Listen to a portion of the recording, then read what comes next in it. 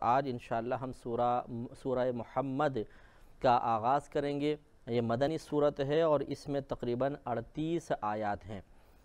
اور آپ کو معلوم ہے کہ مکی صورتیں وہ صورتیں کہلاتی ہیں کہ جو ہجرت نبوی صلی اللہ علیہ وسلم سے پہلے نازل ہوئیں، اور مدنی صورتیں ان صورتوں کو کہا جاتا ہے جو ہجرت نبوی صلی اللہ علیہ وسلم کے بعد نازل ہوئیں، مقام چاہے کوئی بھی ہو، مکے میں ہوئیں یا مدینے میں، ہجرت نبوی کے بعد ہیں تو مدنی آیات یا مدنی صورتیں کہلاتی ہیں۔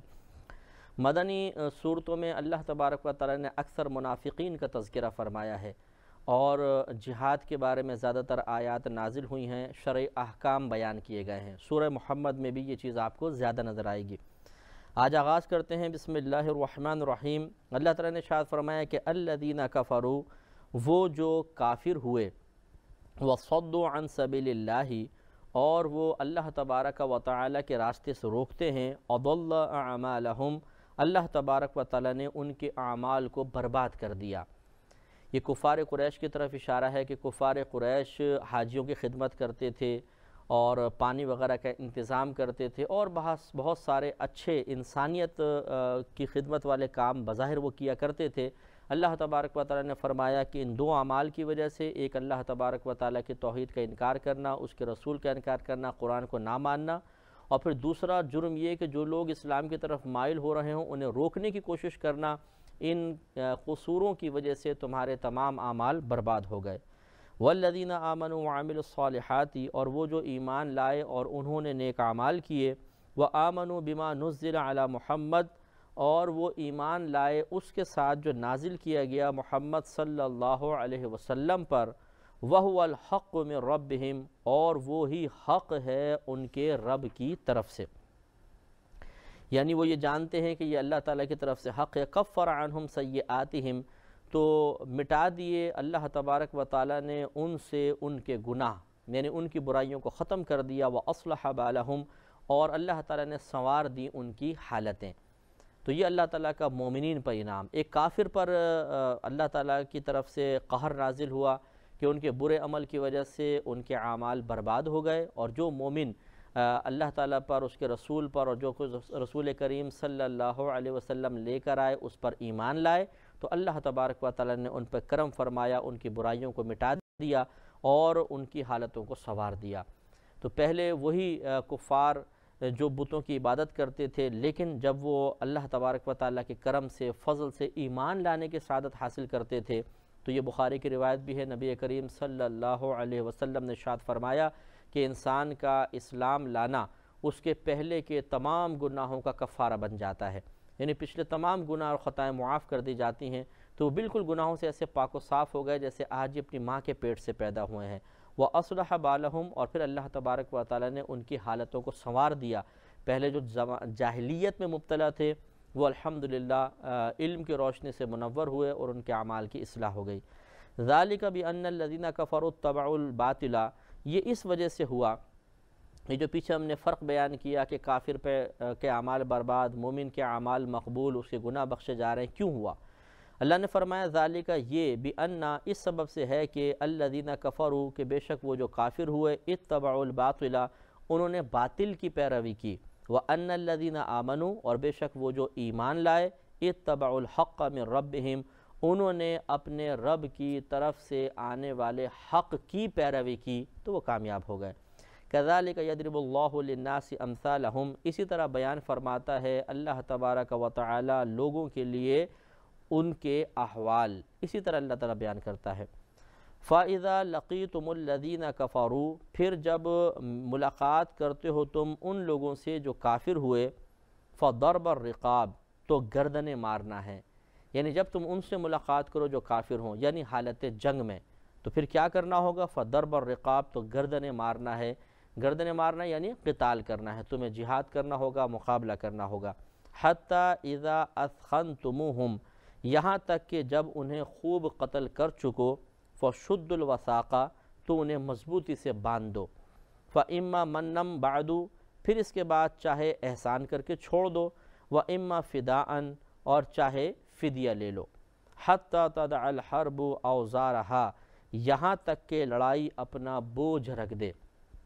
یعنی یہ تمہیں کام کرتے چلے جانا ہے یہاں تک کہ تمام کافر مطیع و فرما بردار ہو جائیں، تو یقینی سی بات ہے پھر جنگ ختم ہو جائے گی۔ تو گویا کہ جنگ اپنا بوجھ اتار دے گی، اپنے ہتھیار اتار کے رکھ دے گی، جنگیں ختم ہو جائیں گی۔ تو مطلب کہنے کا یہ ہے، یہ پہلے آیات تھی، بعد میں یہ منسوخ ہو گئی۔ اب احساناً چھوڑنا نہیں ہے، بلکہ یا تو انہیں قتل کیا جائے گا اور یا پھر انہیں اپنا محکوم بنایا جائے گا، فدیہ لے کے نہیں چھوڑا جائے گا، احساناً نہیں چھوڑا جائے گا، بلکہ کافر کو اگر جنگ ہوتی ہے تو اسے قابو میں کیا جائے گا۔ ہاں یہ الگ بات ہے کہ کوئی حاکم اسلام ہو یا کوئی مطلب کسی ملک کا فرما روا ہے اور وہ کسی مصلحت کی بنا پر کسی کافر کو چھوڑے، جیسے آج کل دور جیسا چل رہا ہے اس کے اعتبار سے، تو اس کی اجازت ہو سکتی ہے، اور یقیناً اس کا فیصلہ پھر علماء اسلام ہی کریں گے کہ کیا اس وقت تغیر و تبدل احکام میں ہو سکتا ہے۔ لیکن جو اس وقت تفسیری حوالے سے اس کا مفہوم ہے وہ آپ کی خدمت میں عرض کر رہا ہوں۔ لہٰذا اللہ تبارک و تعالی نے ارشاد فرمایا کہ کفار سے جنگ جاری رہے گی یہاں تک کہ جنگ اپنے ہتھیار اتار دے، یعنی مطلب یہ ہے کہ اسلام کو عام کیا جاتا رہے گا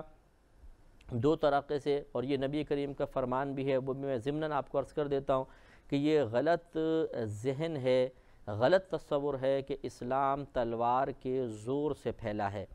یہ دو وجوہات کی بنا پر غلط ہے، ایک عقلی لحاظ سے، دوسرا نقلی لحاظ سے۔ نقلی اعتبار سے اس طریقے سے کہ آپ تاریخ اٹھا کے پڑھ دیجئے، نبی کریم صلی اللہ علیہ وسلم جب صحابہ کرام علیہم رضوان کو کسی بستی پر حملہ کرنے کے لیے بھیجا کرتے تھے تو آپ ارشاد فرماتے سب سے پہلے دور سے سننا کہ وہاں پر اذان کی آواز تو نہیں آ رہی، اگر آ رہی ہے تو سمجھ جانا کہ وہاں مسلمان ہیں، تو پھر ایک دم حملہ ان پہ نہیں کرنا ہے۔ اگر ایسا نہ ہو تو پھر تم ان کے پاس جاؤ، انہیں گھیرو اور سب سے پہلے انہیں اسلام کی دعوت دو۔ اگر وہ اسلام کی دعوت قبول کر لیں تو گویا کہ انہوں نے اپنا جان اپنا مال تم سے محفوظ کر لیا، انہیں تحفظ فراہم کرو۔ اگر تمہارے اسلام کی دعوت قبول نہ کریں تو انہیں اطاعت کی طرف مائل کرو اور انہیں کہو کہ تم ذمہ کافر بن جاؤ اور اس ملک میں رہنے کا باقاعدہ ہمیں ٹیکس دو،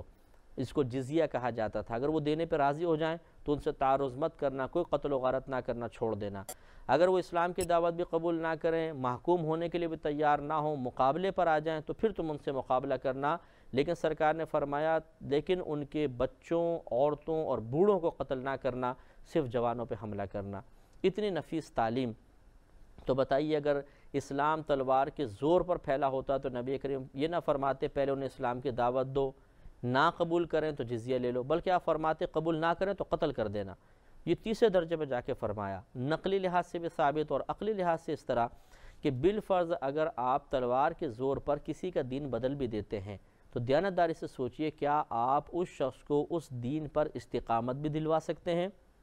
کبھی بھی نہیں۔ اگر آپ کو کوئی تلوار کے زور پہ کہے کہ تم کافر ہو جاؤ، مثلا مسلمان کو میں عرض کرتا ہوں، اور آپ خدا نخواستہ اس کے تلوار کے ڈر کی وجہ سے یا بندوق کے ڈر کی وجہ سے آپ اس کافر ہو جاتے ہیں تو کیا کفر پہ راضی بھی ہو جائیں گے؟ نہیں۔ جب آپ کو موقع ملے گا آپ یقیناً فوراً اس کو نقصان پہنچائیں گے اور اس کی قید سے آزاد ہونے کی کوشش کریں گے۔ لیکن ہم یہ دیکھتے ہیں تاریخ میں جہاں کہیں اسلام پھیلا کسی نے بھی اسلام کو زور زبردستی سے قبول نہیں کیا، اور جب قبول کر لیا تو چھوڑا نہیں، قبول کر کے رکھا۔ اگر اسلام زبردستی پھیلتا تو یقیناً بہت سے لوگ بغاوت کر جاتے اور کہتے، اور یہ تاریخ کا حصہ ہوتی یہ بات کہ اسلام ہمیں تلوار کے زور پہ مسلمان کیا گیا تھا اور ہم نے جب وہ زور ہٹا تو ہم نے سرکشی کی۔ کوئی ایک واقعہ بھی ایسا انشاءاللہ نہیں ملے گا۔ آگے ارشاد فرمایا ذالکہ، بات یہ ہے کہ وَلَوْ یشاء اللہ، کہ اگر اللہ تبارک و تعالی چاہتا، یعنی بات یہ سے مراد یہ کہ جو ہم نے تمہیں جنگ کا حکم دیا کس وجہ سے ہے؟ کہ اس وجہ سے کہ اللہ تعالیٰ تمہارے ذریعے اسلام کو غالب کر سکتا ہے، اس کے علاوہ نہیں؟ نہیں، یہ بات نہیں ہے، بلکہ اللہ نے فرمایا ذالکہ، بات یہ ہے وَلَوْ یشاء اللہ، کہ اگر اللہ تبارک و تعالی چاہے لن تصر منہم، تو خود ہی ان کفار سے بدلہ لے لے، وَلَكِنْ لِيَبْلُوَ بَعْضَكُمْ بِبَعْدٍ، لیکن اللہ تبارک و تعالی نے جنگ کا حکم اس لیے دیا ہے کہ تم میں سے ایک کو دوسرے کے ذریعے آزمائش میں مبتلا کرے، تمہارا ایک کا دوسرے کے ذریعے امتحان لے۔ کس انداز سے؟ کہ مسلمان کا امتحان اس اعتبار سے کہ دیکھو اللہ کا حکم پورا کرتے نہیں کرتے، اور کافر کا اس اعتبار سے کہ وہ اسلام کو قبول کرتا ہے کہ نہیں کرتا۔ یہ کہ امتحان ہے، یہ اصل میں جنگیں جو اللہ تبارک و تعالی نے مقرر فرمایا۔ والذین قتلوا فی سبیل اللہ، اور وہ جو اللہ تبارک و تعالی کے راستے میں قتل کیے گئے، فلن یضل اعمالہم، تو ہرگز ضائع نہیں کرے گا اللہ تبارک و تعالی ان کے اعمال کو، یعنی ان کے اعمال کی حفاظت ہوگی۔ مطلب یہ ہے کہ بعض اوقات اس میں دو پہلو ہو سکتے ہیں، ایک تو یہ کہ جو شہید ہو جائے گا اللہ تعالیٰ اس کا کوئی عمل ضائع نہیں فرمائے گا، تمام عمل اللہ کی بارگاہ میں مقبول ہوں گے۔ دوسرا یہ کہ حالت جنگ میں بہت سارے نیک اعمال انسان نہیں کر سکتا، جیسے عام حالت میں ذکر الہی کر رہا ہے، قرآن پڑھ رہا ہے، کثرت سے نوافل پڑھ لیتا ہے، لیکن حالت جنگ کے اندر تو بس وہ مشغول ہے کفار سے لڑنے پر، تو اللہ تعالیٰ ان کے اعمال کو ضائع نہیں فرمائے گا۔ اس کا مطلب پھر یہ ہوگا کہ جو حالت امن میں وہ نیک عمل کرتا، اللہ تبارک و تعالیٰ ان تمام نیک اعمال کا ثواب بھی انہیں عطا فرما دے گا۔ سیہدیہم، اللہ تبارک و تعالیٰ جلد انہیں راستہ دکھائے گا۔ یہ غزوہ احد میں جو مسلمان شریک جہاد تھے ان کے بارے میں خصوصاً کلام ہے، وَيُصْلِحُ بَالَهُمْ، اور اللہ تبارک و تعالیٰ ان کے احوال کی اصلاح فرما دے گا۔ وَيُدْخِلُهُمُ الْجَنَّةَ، اور وہ داخل کرے گا انہیں جنت میں، عَرَّفَهَا لَهُمْ، پہچان کروا دے گا اللہ تبارک و تعالیٰ اس جنت کی ان جنتیوں کو، یعنی جو جنت میں جائیں گے اللہ تبارک و تعالیٰ ان کی پہچان کروا دے گا۔ پہچان کروانے کا مطلب یہ ہے کہ جب کسی نئے آپ جگہ پر جاتے ہیں تو وہ آپ کے لیے اجنبی سی ہوتی ہے،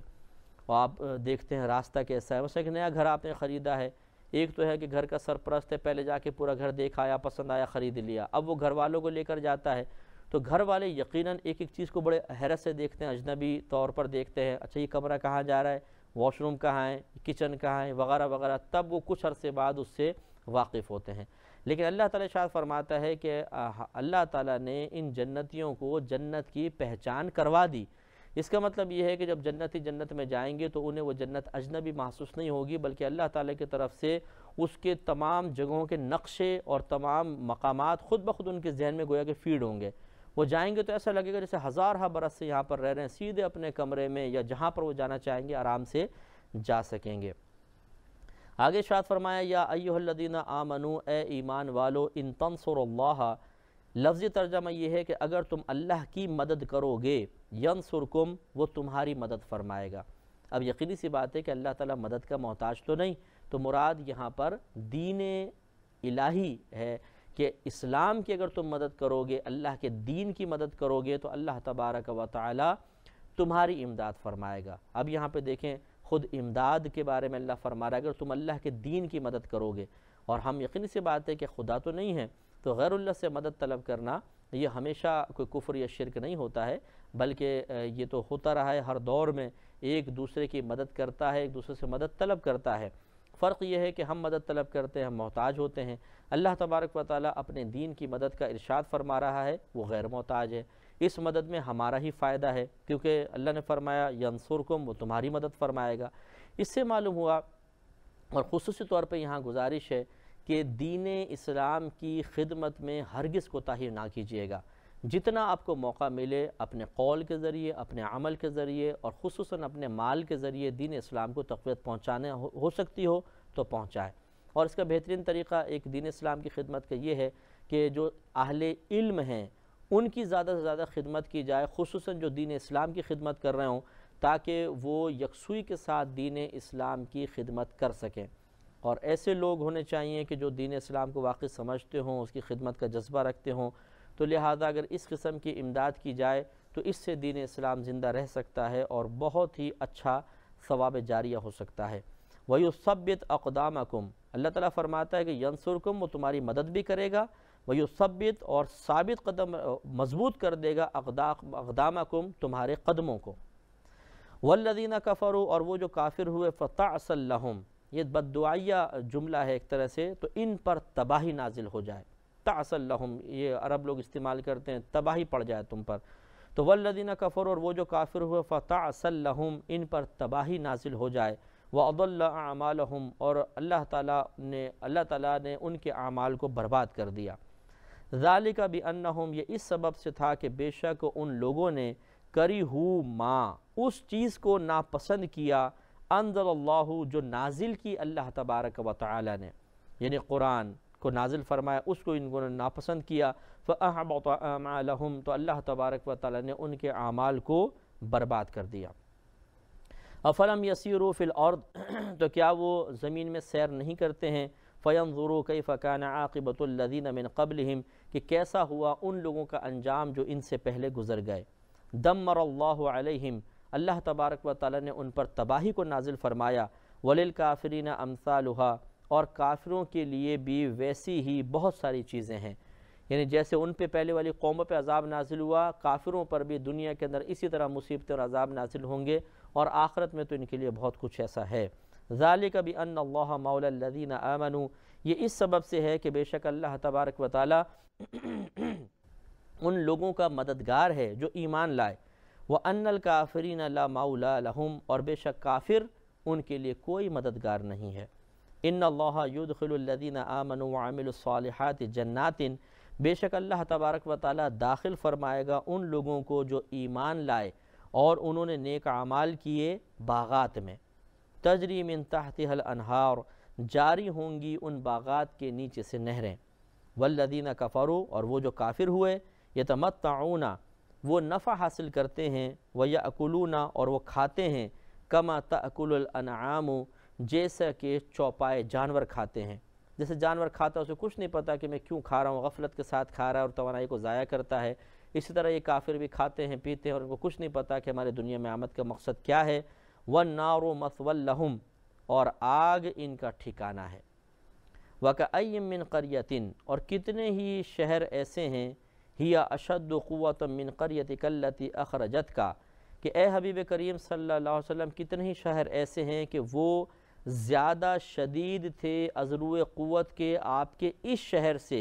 कि जिससे आपको निकाला गया। यानी वो शहर जिसने आपको निकाल दिया, इन शहर वालों ने, मुराद मक्कतुल मुकर्रमा है। कितने ही शहर ऐसे थे जो इससे ज़्यादा मजबूत थे। यानी वो शहर बोलकर शहर वाले मुराद लिए जा रहे हैं कि हबीब इस शहर ने आपको निकाला, तो शहर ने तो नहीं निकाला था, शहर वालों ने निकाला। तो गोया कि अल्लाह ताला फरमा रहा है कि ये जिस शहर वालों ने आपको निकाला है, बहुत से ऐसे शहर थे जो इससे ज़्यादा मजबूत थे, लेकिन क्या हुआ, अहलकनाहुम, हमने उन्हें हलाक कर दिया। फला नासिर लहुम, तो उनका कोई भी मददगार नहीं है। अफमन काना अला बय्यिनतिन मिन रब्बिही, फिर अल्लाह ताला तकाबुल के तौर पे इरशाद फरमा रहा है कि क्या पस वो जो हो अपने रब की तरफ से किसी रोशन दलील पर, यानी हक़ पर हो, कमन, ये उस शख्स की मिसल हो सकता है कि ज़ुय्यिन लहू सूउ अमलिही, कि मुज़य्यन कर दिया गया उसके अमल की बुराई को, वत्तबअू अहवाअहुम, और वो अपनी ख्वाहिशों के पीछे चले, यानी उन्होंने अपने ख्वाहिशात की पैरवी की। तो इसमें अल्लाह तबारक व तआला ने तकाबुल बयान फरमाया कि ये दोनों किस्म के ग्रोह एक दूसरे के बराबर नहीं हो सकते, एक दूसरे के मिसल नहीं हो सकते। जिस शख्स के पास रोशन दलील हो, यानी वो दीन इस्लाम इख्तियार किए हुए हो, अल्लाह ताला को अपना रब तस्लीम करता हो, कुरान अज़ीम को अल्लाह तबारक व तआला की आखिरी और पाकीज़ा और दुरुस्त तरीन किताब तस्वुर करता हो, वो शख्स की मिसल नहीं हो सकता कि जिसके लिए उसके अमल की बुराई को मुज़य्यन कर दिया गया। यानी जो कुफ़ार हैं, मुनाफिकीन हैं, मुशरिकीन वग़ैरह हैं, ये बुरे अमल के बुरे अमाल करते हैं और इसके बावजूद उन्हें अच्छा समझते हैं। जिनमें सबसे बुरा अमल अल्लाह ताला की तौहीद का इनकार करना है, अम्बिया अलैहिमुस्सलाम में से बास की नबूवत का इनकार करना, आसमानी किताबों का इनकार करना, ये इनके यहाँ राइज है। लेकिन वो अपने आप को इस अमल के करने के बावजूद बेहतर महसूस करते हैं और अपने इस अमल को अच्छा समझते हैं। इसी को अल्लाह तबारक व तआला ने बयान फरमाया कि जिनके लिए उनके अमल की बुराई को मुज़य्यन कर दिया गया, और ये बहुत ही इंसान के लिए हलाकत की बात होती है कि उसके अमल की बुराई को उसके सामने मुज़य्यन कर दिया जाए, नफ्स की तरफ से हो या शैतान की तरफ से हो। क्योंकि जब वो अपने अमल की बुराई को मुज़य्यन शुदा देखता है, खूबसूरत देखता है, संवरता हुआ देखता है, तो कभी भी उसकी निगाहों में अपने अमल की बुराई की क़बाहत पैदा नहीं हो पाती। जैसे मिसाल के तौर पर कोई चोर है, वो अपने अमल को बहुत अच्छा समझता है, तो ये गोया कि उसके अमल की बुराई को मुज़य्यन कर दिया गया, तो वो चोरी को बुरा नहीं समझेगा। इसी तरीक़े से हर गुनाह को लेते जाइए और आगे बढ़ते जाएंगे तो आप कुफ्र और शिर्क तक भी पहुँच जाएंगे कि कुफ्र और शिर्क करने वाला भी अपने अमल को बुरा नहीं समझता, वो उसको अच्छा समझ के ही करता है, तो गोया कि उसके अमल की बुराई को मुज़य्यन कर दिया गया और वो अपनी ख्वाहिशात की पैरवी करते हैं। याद रखिए कि जब अल्लाह तबारक व तआला और उसके रसूल करीम सल्लल्लाहु अलैहि वसल्लम के हुक्म का हम खिलाफ़ करेंगे तो ज़रूर इत्तिबाए नफ्स मुतहक्कक होगी, क्योंकि अल्लाह तबारक व तआला और उसके रसूल करीम सल्लल्लाहु अलैहि वसल्लम का हुक्म मानने में नफ्स कभी भी तैयार नहीं होता है। اطاعت نہیں کرتا ہے، شیطان رکاوٹ ڈالتا ہے، تو یقیناً جو پھر اللہ اور رسول سے ہٹ کر چلنے کی کوشش کرے گا وہ اپنے خواہشات کی اتباع کر رہا ہے، اور یہ اس شخص کی مثل نہیں ہو سکتا جو اللہ تبارک و تعالیٰ کی رضا کی خاطر ایمان لانے کے بعد نیک اعمال استقامت کے ساتھ کر رہا ہے۔ آگے ارشاد فرمایا کہ مثل الجنت التی وعد المتقون، اس جنت کا حال وہ جس کا وعدہ کیا گیا ہے متقین کو۔ اب یہاں کچھ جنت کا احوال اللہ تعالیٰ بیان فرما رہا ہے کہ فیہا انہار، اس میں یعنی جنت میں نہریں ہیں، من ماء، پانی کی، غیر آسن، ایسا پانی جو کبھی بگڑنے والا نہ ہو۔ یعنی پانی جب ٹھہرا رہتا ہے تو بعض اوقات اس میں کیڑے پیدا ہو جاتے ہیں، بدبو پیدا ہو جاتی ہے، کیچڑ پیدا ہو جاتی ہے، کائی پیدا ہو جاتی ہے، لیکن اللہ تعالیٰ نے فرمایا کہ جنت میں ایسی نہریں ہیں کہ جو اس قسم کے تمام آلودگیوں سے پاک و صاف ہیں۔ وَأَنْهَارٌ مِّن لَبَنٍ لَمْ يَتَغَيَّرْ طَعْمُهُ، اور چند ایسی نہریں ہیں دودھ کی کہ نہیں متغیر ہوتا اس کا ذائقہ۔ جیسے پڑے پڑے رہنے سے دودھ کا ذائقہ بگڑ جاتا ہے، لیکن جنت کے اندر کچھ نہریں دودھ کی بھی ہیں اور اس سے کوئی ان کا ذائقہ نہیں بگڑتا، بالکل تازہ دودھ اس کے اندر بہتا رہے گا۔ وَأَنْهَارٌ مِّن خَمْرٍ، اور ایسی نہریں ہیں جو شراب کی ہیں، لَذَّةٍ لِلشَّارِبِينَ، جس کے پینے میں لذت ہے، یعنی پینے والوں کے لیے اس میں لذت کا سامان ہے۔ تو جنت کی شراب کے بارے میں نبی کریم صلی اللہ علیہ وسلم نے ارشاد فرمایا کہ وہ ایسی شراب ہوگی کہ جس کو پینے کے بعد نہ نشہ آئے گا، نہ ذہن میں خمار چڑھے گا، بلکہ ہمیشہ یہ یاد رکھیے گا کہ جنت کی تمام نعمتیں صرف حصول لذت کے لیے ہیں، مزے کے لیے ہیں، وہ کسی ضرورت کے تحت استعمال نہیں کی جائیں گی۔ یعنی ایسا نہیں ہے کہ بھوک لگے گی، پیاس لگے گی، اس کی وجہ سے ہم اس کو استعمال کریں گے، کیونکہ بھوک میں بھی اذیت ہے اور پیاس میں بھی تکلیف ہے، اور جنت میں کسی قسم کی اذیت اور تکلیف کا نام و نشان ہی نہیں ہے۔ لہٰذا وہاں پر تو صرف ایک دل میں خواہش بیدار ہوگی، ایک مزے کے لیے، لذت کے لیے، جیسے آدمی کا پیٹ بھرا ہو اور پھر وہ کہے چلو تھوڑا سا تربوز کھا لیتا ہوں، تھوڑا آم کاٹ کے کھا لیتا ہوں، تو اب وہ ضرورت کے تحت نہیں کھا رہا، بلکہ صرف ایک مزے کے لیے، لذت کے لیے، تسکین قلب کے لیے، طبیعت کے نشاط کے لیے چیز کو استعمال کر رہا ہوتا ہے۔ ایسے ہی جنت کا معاملہ ہوگا۔ وَأَنْهَارٌ مِّنْ عَسَلٍ مُّصَفًّى، اور ایسی شہد کی نہریں ہیں جو صاف کیا گیا ہے، یعنی صاف ستھرا شہد۔ آپ اگر چھتے سے شہد اتاریں گے اس میں موم کی آمیزش ہوتی ہے، چھتے کا موم ملا ہوا ہوتا ہے، مکھیاں بھی مر جاتی ہیں، لیکن جنت کا جو شہد ہے وہ بالکل صاف ستھرا اور اس میں کسی قسم کی گندگی کی آمیزش نہیں ہوگی۔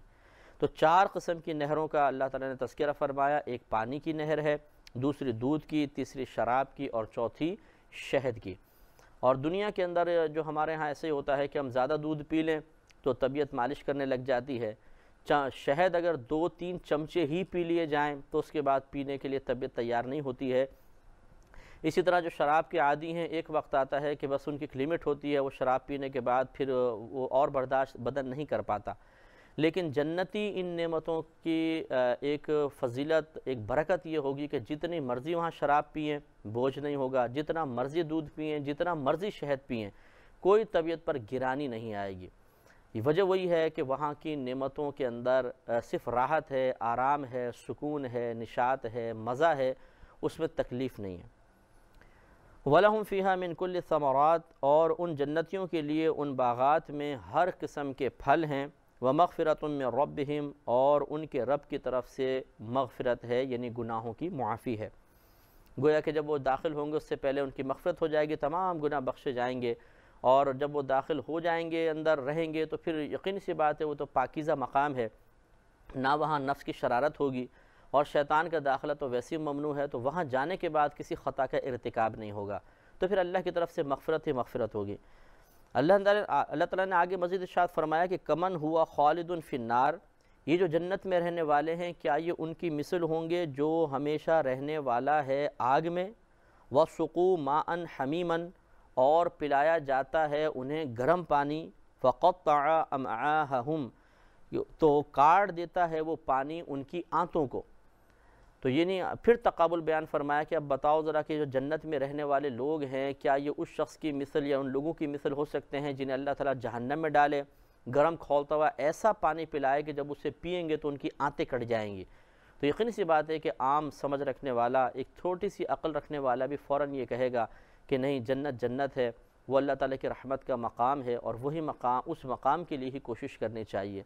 تو اللہ تبارک و تعالیٰ نے جا بجا اس دنیا میں قرآن عظیم میں ہمیں دونوں چیزیں واضح طور پہ بیان کر دی ہیں، سوچنے کا موقع دیا ہے، عقل عطا فرمائی ہے، ہدایت کے اسباب مہیا کر دیے ہیں، اور بار بار سمجھایا جا رہا ہے کہ دنیا کی زندگی کی طرف فریفتہ مت ہو، بلکہ اللہ تبارک و تعالیٰ پر ایمان لاؤ، اس کے رسول کریم صلی اللہ علیہ وسلم کو اپنا نبی تسلیم کرو، اور قرآن پاک کو اپنا اللہ تعالیٰ کی مقدس کتاب اور اپنا امام بنا لو، دین اسلام کو اختیار کرو، اور پھر دین اسلام کو اختیار کرنے، نبی کو اپنا نبی تسلیم کرنے، قرآن کو اپنا امام تسلیم کرنے، اور اللہ تبارک و تعالیٰ کو اپنا رب تسلیم کرنے کے بعد جو اس کے شرعی تقاضے ہیں ان کو پورا کرو، چاہے وہ عقائد سے متعلق ہوں، چاہے وہ عمل سے متعلق ہوں، تو تمہارے لیے راحت ہی راحت ہے۔ اس لیے ہمیں کوشش کرنی چاہیے کہ اپنے اطراف میں اگر کوئی ایسا شخص ہے جو ہدایت کا طالب ہے، ہم خود بھی قرآن پڑھیں اور پھر اسے بھی پیار و محبت سے اس قسم کے مقامات پڑھوائیں، تاکہ اس کا ذہن بنے اور وہ گمراہی سے ہدایت کی طرف آ جائے۔ وَمِنْهُمْ مَنْ يَسْتَمِعُ إِلَيْكَ، اور ان میں سے بعض وہ ہیں جو آپ کی طرف کان لگا کے سنتے ہیں۔ یہ منافقین کا حال اللہ تعالیٰ بیان فرما رہا ہے کہ جب نبی کریم صلی اللہ علیہ وسلم وعظ و نصیحت فرماتے تھے، خصوصاً جمعے میں جب خطبہ فرماتے تو آ کے وہاں پر بظاہر ایسے بیٹھ جاتے تھے جیسے غور سے سن رہے ہیں، لیکن حقیقتاً یہ سنتے نہیں تھے، بلکہ بس وہ صرف دکھانے کے لیے آ کر بیٹھتے تھے۔ اور بعض اوقات ایسا بھی ہوتا تھا کہ نبی کریم صلی اللہ علیہ وسلم جب خطبہ ختم کر کے جمعہ پڑھانے کھڑے ہوتے تو یہ پیچھے سے نکل جایا کرتے تھے۔ حتیٰ اذا خرجوا من عندک، حتیٰ کہ جہاں تک کہ جب وہ نکلتے ہیں آپ کے پاس سے، قالوا، تو وہ کہتے ہیں، للذین اوتوا العلم، ان لوگوں سے جنہیں علم دیا گیا، ماذا قال آنفا، کہ کیا کہا ہے نبی کریم صلی اللہ علیہ وسلم نے ابھی تھوڑی دیر پہلے۔ تو یہ اس میں دو پہلو ہیں، یا تو مذاق کے طور پہ کہتے تھے کیا کہا یار، ہمیں تو سمجھ میں نہیں آیا، ہم نے سنا نہیں، مذاق کرتے ہوئے، اور یا پھر حقیقتاً وہ کہتے تھے تھوڑی بہت باتیں وہاں تو ہم بے پرواہی کے ساتھ بیٹھے رہے، تھوڑی تو بہت باتیں ذہن میں ڈال لیتے ہیں تاکہ بوقت ضرورت کہہ سکیں کہ جی ہم نے آپ کا بیان سنا تھا۔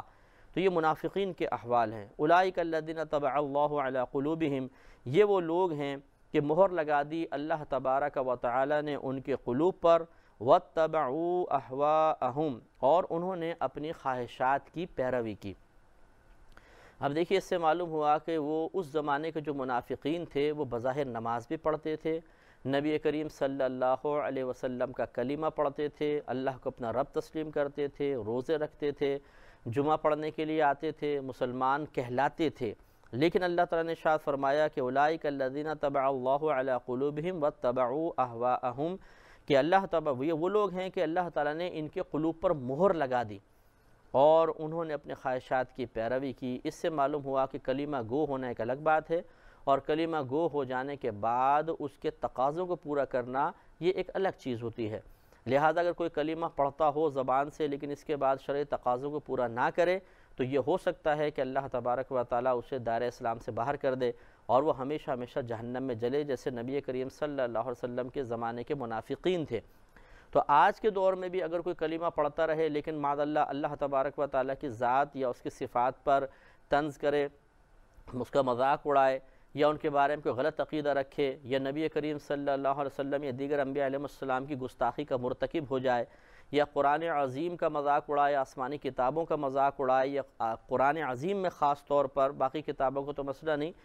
قرآن عظیم میں تحریف کا قائل ہو کہ اس میں تبدیلی کر دی گئی ہے، کچھ کمی زیادتی ہو گئی ہے، تو یقیناً وہ شخص چاہے لاکھ کلمہ پڑھتا رہے، اسے بظاہر معاشرہ مسلمان تصور کرتا رہے اس کے اقرار باللسان کی بنا پر، لیکن وہ دائرہ اسلام سے خارج ہوگا اور آخرت میں اس کا انجام دردناک ہے۔ تو یہ ہو سکتا ہے کہ کلمہ پڑھنے کے باوجود ایک شخص مومن نہ رہے اور وہ جنتی نہ ہو سکے، لہٰذا بظاہر بہت سے اعمال کرنے والے ایسے ہو سکتے ہیں کہ وہ کوئی ایسی غلطی کا ارتکاب کر بیٹھیں کہ جس کی بنا پر وہ دائرہ اسلام سے خارج ہو جائیں، لہٰذا صرف کلمہ پڑھ لینا، مسلمانوں کے ساتھ رہنا، یہ اس بات کی دلیل نہیں ہے کہ انسان اب ہمیشہ ہمیشہ کے لیے جنت میں بھی ضرور چلا جائے گا،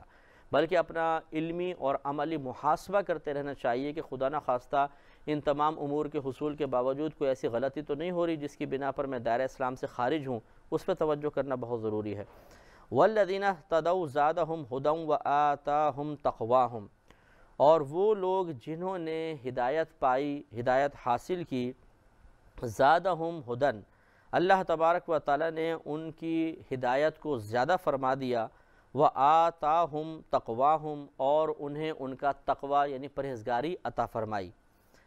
یعنی جو ایمان لے کر آئے، اللہ تعالیٰ نے ان کی ہدایت کو بڑھایا اس طریقے سے کہ انہوں نے نبی کریم کی باتوں کو سنتے رہے تو مزید ہدایت حاصل ہوتی رہی، اور جو کچھ شبہات ذہن کے اندر شیطان کی طرف سے وساوس آ سکتے ہیں، یعنی ابہامات ہوتے ہیں، نبی کریم سارے ابہامات کو ختم فرماتے رہے تو مکمل طور پہ ہدایت کا حصول ہوا، اور اللہ تعالیٰ نے انہیں ان کا تقوی عطا فرمایا، یعنی ان کو پرہیزگاری کی توفیق عطا فرمائی، شیطان پہ غلبہ عطا فرمایا، نفس کو مغلوب وہ کرنے میں کامیاب ہو گئے۔ اور اس سے مراد صحابہ کرام ہی ہیں۔ اس سے معلوم ہوا کہ خود قرآن اس بات کی گواہی دے رہا ہے کہ کوئی بھی صحابی ایسا نہیں تھا جس نے ہدایت نہ پائی ہو، اور کوئی بھی صحابی ایسا نہیں تھا جسے اللہ نے تقوی عطا نہ فرمایا ہو، کیونکہ یہاں صحابہ کا ذکر ہے منافقین کے مقابلے میں۔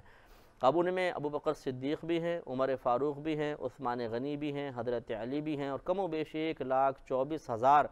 صحابہ کرام علیہم رضوان کے بارے میں اللہ تبارک و تعالیٰ کے فرمان ہے۔ لہٰذا کسی صحابی کے بارے میں معاذ اللہ ثم معاذ اللہ یہ گمان کرنا کہ وہ ہدایت پر نہیں تھے یا انہیں تقوی و پرہیزگاری حاصل نہیں تھی،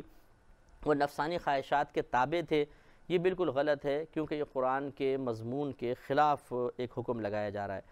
فَهَلْ يَنظُرُونَ إِلَّا السَّاعَةَ أَن تَأْتِيَهُمْ بَغْتَةً، اللہ تعالیٰ نے ارشاد فرمایا تو کیا وہ نہیں انتظار کر رہے ہیں مگر قیامت کا کہ آ جائے ان کے پاس اچانک۔ یعنی یہ کفار، یہ منافقین جو اس طرح کے حرکتیں کر رہے ہیں، یہ شاید قیامت کا ہی ان کا انتظار کر رہے ہیں۔ شاید میں اپنے لیے بول رہا ہوں، اللہ تعالیٰ کے لیے نہیں، کیونکہ اللہ تبارک و تعالیٰ شاید لعل سے پاک و صاف ہے، کیونکہ شاید کے لفظ وہاں بولا جاتا ہے جہاں امید ہوتی ہے، یقین نہیں ہوتا۔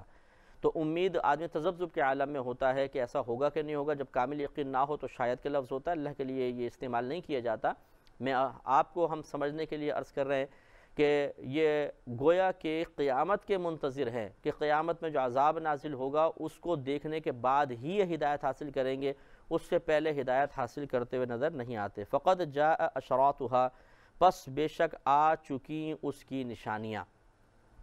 اللہ تعالیٰ نے ارشاد فرمایا کہ قیامت کی نشانیاں آ چکی ہیں، تو قیامت کی نشانیاں نبی کریم صلی اللہ علیہ وسلم کے مبعوث فرمائے جانے کے بعد ہی شروع ہو گئی تھیں، کیونکہ قیامت کی سب سے بڑی نشانی خود نبی کریم صلی اللہ علیہ وسلم کا اعلان نبوت فرمانا تھا کہ آپ آخری نبی ہیں، اب کوئی نبی نہیں آئے گا، اور اب آپ کے بعد بس قیامت ہی آئے گی، کسی اور نبی کی نبوت کا سلسلہ نہیں چلے گا۔ تو یہ قیامت کی نشانی تھی۔ اسی طرح نبی کریم صلی اللہ علیہ وسلم نے اور بہت ساری جو بشارتیں عطا فرمائیں، وہ یعنی جو مستقبل کی خبریں دیں خصوصاً قیامت سے متعلق، وہ ویسے ہی ظہور پذیر ہوتی رہیں جیسے آپ نے اطلاع دی۔ تو گویا کہ اللہ تعالیٰ اس میں یہ سمجھا رہا ہے کہ اگر یہ قیامت کے انتظار میں ہیں کہ وہاں پر جا کے جب ان کو عین الیقین حاصل ہوگا، اپنی آنکھوں سے دیکھیں گے تبھی ایمان لے کر آئیں گے، تو ان کو پھر ہوشیار ہو جانا چاہیے کہ قیامت کی نشانیاں تو آ گئی ہیں۔ جو نبی کریم صلی اللہ علیہ وسلم نے قیامت کی نشانیاں بیان فرمائی، ان پہ غور و تفکر کیوں نہیں کرتے، اور اس سے حقیقی قیامت کا اندازہ کیوں نہیں کر لیتے، اور جب قیامت کے بارے میں پختہ یقین حاصل ہو جائے کہ واقعی وہ تو آئے گی، تو پھر کیوں نہیں فوراً ایمان لانے کے لیے کوشش کرتے۔ فَأَنَّا لَهُمْ إِذَا جَاءَتْهُمْ ذِكْرَاهُمْ، پھر جب وہ آ جائے گی، یعنی قیامت جب آ جائے گی تو کہاں وہ اور کہاں ان کا سمجھنا۔ یہ محاورتاً ہے کہ پھر یہ کہاں یہ ہوں گے اور کہاں ان کا سمجھنا، یعنی پھر ان کی کسی چیز کی کوئی وقت نہیں ہوگی، پھر یہ اپنے ہوش و حواس کھو بیٹھیں گے، اور اگر وہاں پر یہ تسلیم کر بھی لیں کہ ہاں مذہب اسلام حق ہے، جو اللہ اور اس کے رسول کریم عز و جل و صلی اللہ علیہ وسلم نے ارشاد فرمایا وہ بالکل درست تھا، تو پھر اس اقرار کا ان کو کوئی نفع نہیں ہوگا۔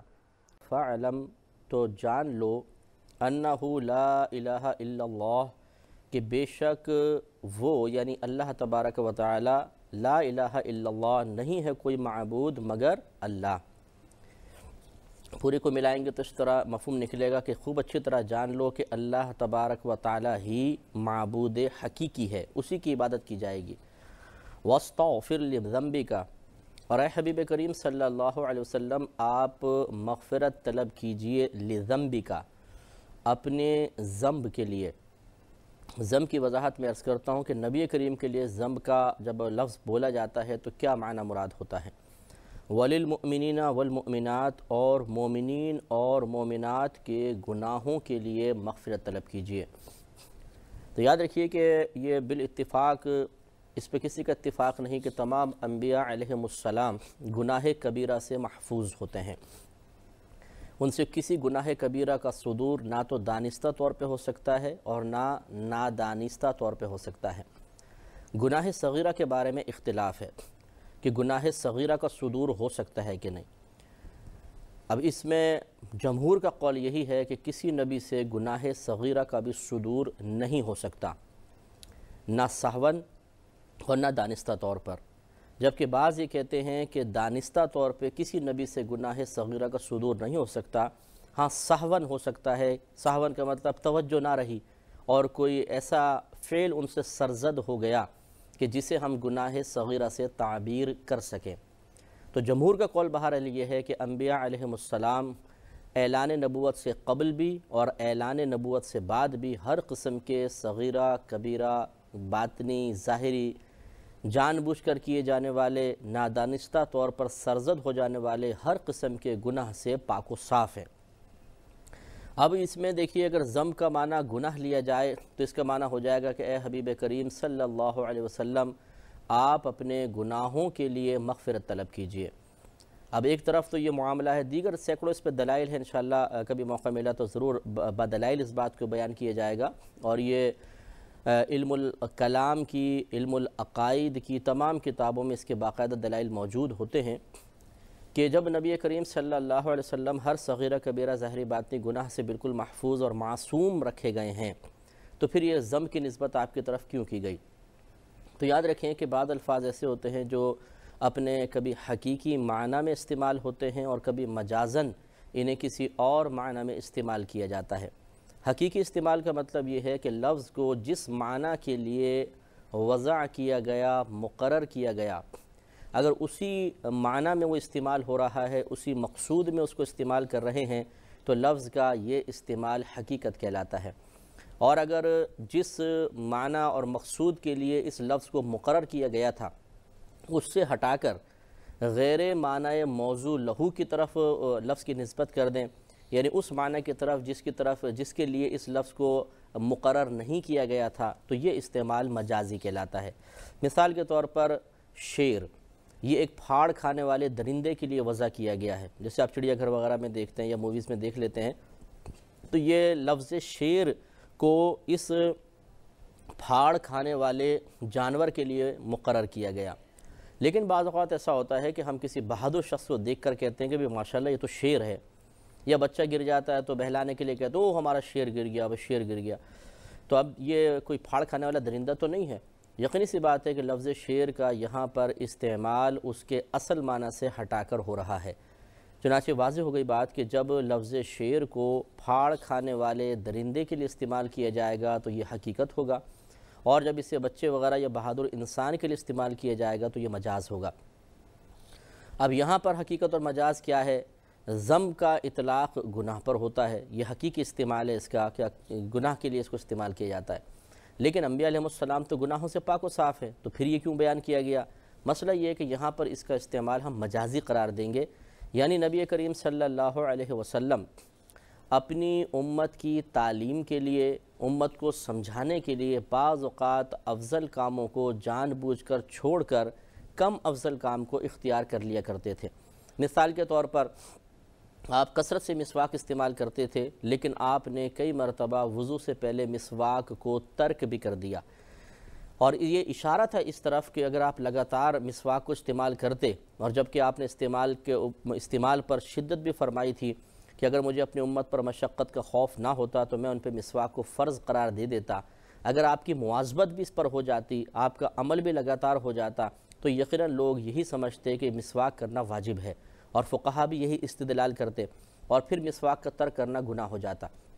نبی کریم صلی اللہ علیہ وسلم نے باوجود شدید تلقین و تاکید کے خود جان بوجھ کر مسواک کو ترک کر کے اشارہ کر دیا کہ مسواک کی اہمیت اپنے مقام پر ہے لیکن یہ واجب نہیں ہے، اس سے کم درجہ رکھیں، یعنی سنت موقدہ کا درجہ دیا گیا۔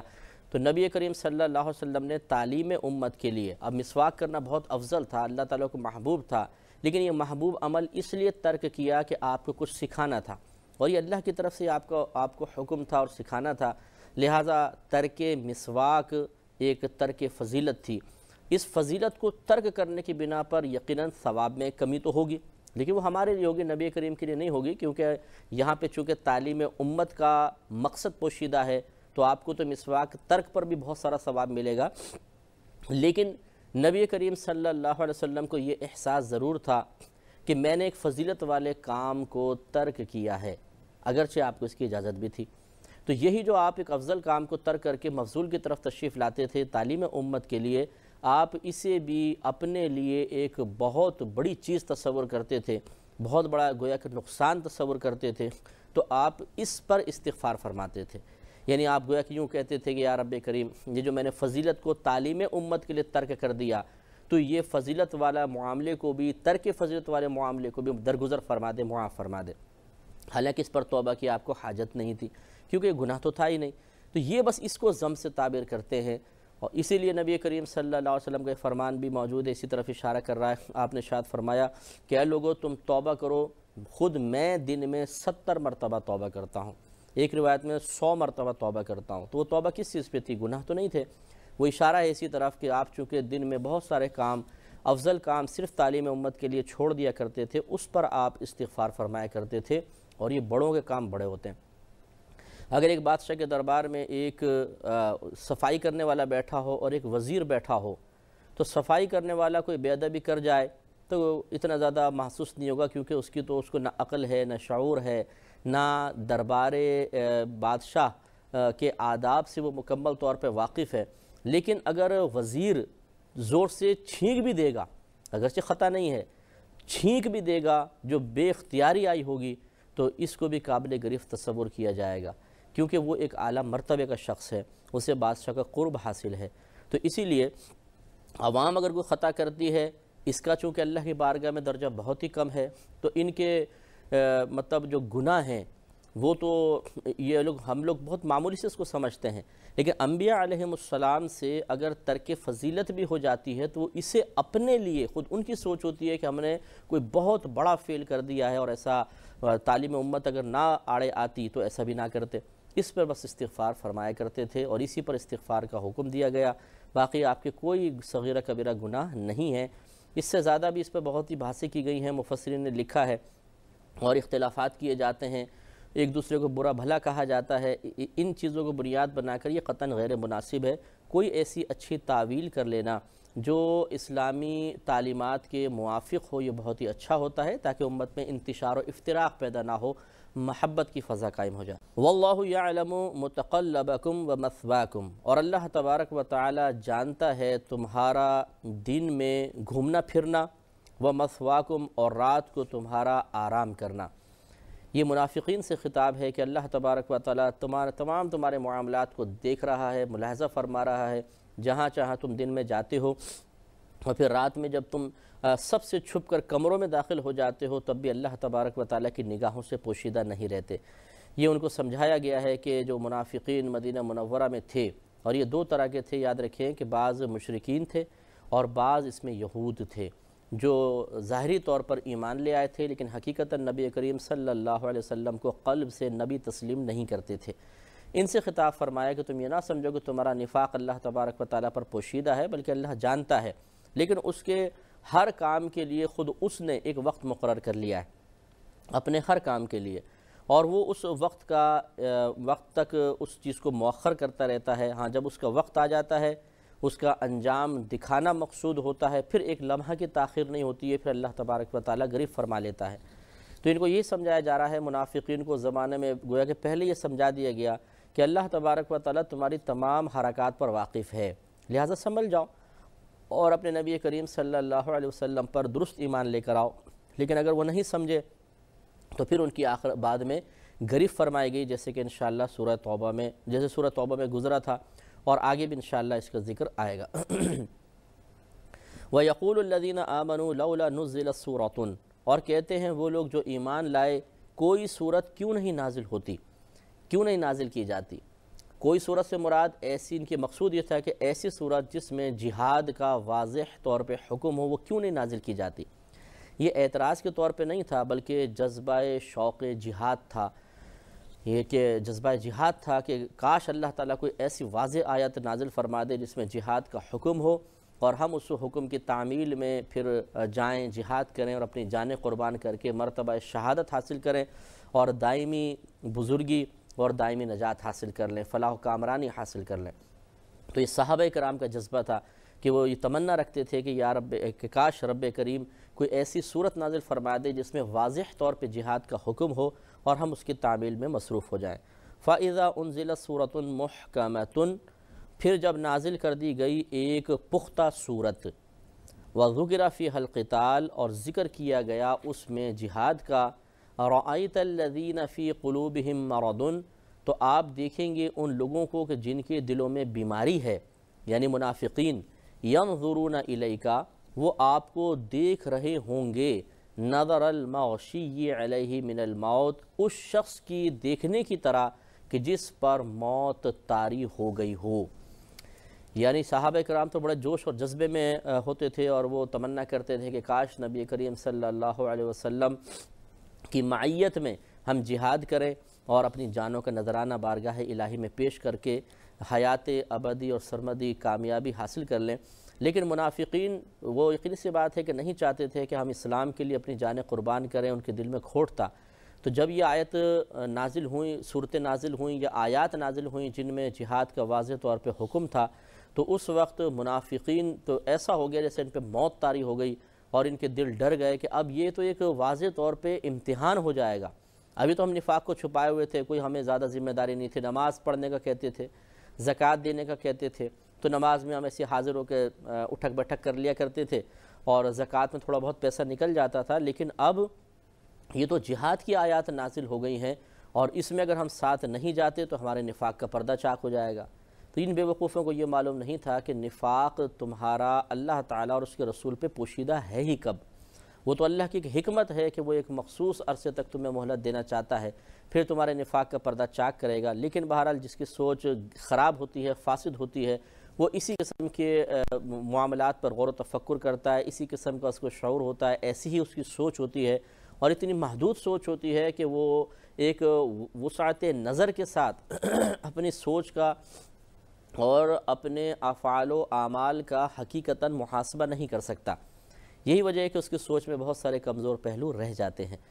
تو بہرحال اللہ تبارک و تعالیٰ نے فرمایا کہ پھر جب نازل کی گئی سورۃ محکمۃ، محکم صورت، محکم اس آیت یا صورت کو کہتے ہیں کہ جس آیت یا صورت کا مضمون اتنا واضح ہو کہ کسی کو اس کی وضاحت کے لیے تفسیر کرنے کی ضرورت پیش نہ آئے، اور اس صورت میں یا اس آیت میں نسخ کا بالکل احتمال نہ ہو، یعنی نہ تو وہ منسوخ ہو سکتی ہو، ایسی آیت یا ایسی صورت جس کے بارے میں آپ 100% کہہ سکتے ہیں کہ اس میں موجود مضامین کبھی منسوخ نہیں ہوں گے، اور بالکل واضح مضامین ہوں، اسے کہیں گے محکم صورت یا محکم آیت۔ گویا کہ اللہ تبارک و تعالیٰ نے جب جہاد کا محکم حکم نازل فرمایا، یعنی ایسا کہ اس میں کسی تعویل کی گنجائش نہیں تھی کہ منافقین کوئی اور معنی مفہوم نکال کر اپنی جان بچا لیتے، بالکل واضح تھی، اور نسخ کا احتمال بھی نہیں تھا کہ یہ چلو کہتے کہ یار توان کرہن، اب تو آ ہی گیا نا، تھوڑا بہت کر لیں گے، کچھ عرصے بعد یہ منسوخ ہو جائے گا حکم، پھر راحت و سکون سے رہیں گے۔ تو یہ ان کے لیے بڑی قیامت تھی کہ محکم صورت اللہ نے نازل فرمائی اور اس میں جہاد کا حکم ہوا، تو یہ ایسا ہوگا جیسے ان پہ مردنی طاری ہو گئی ہو۔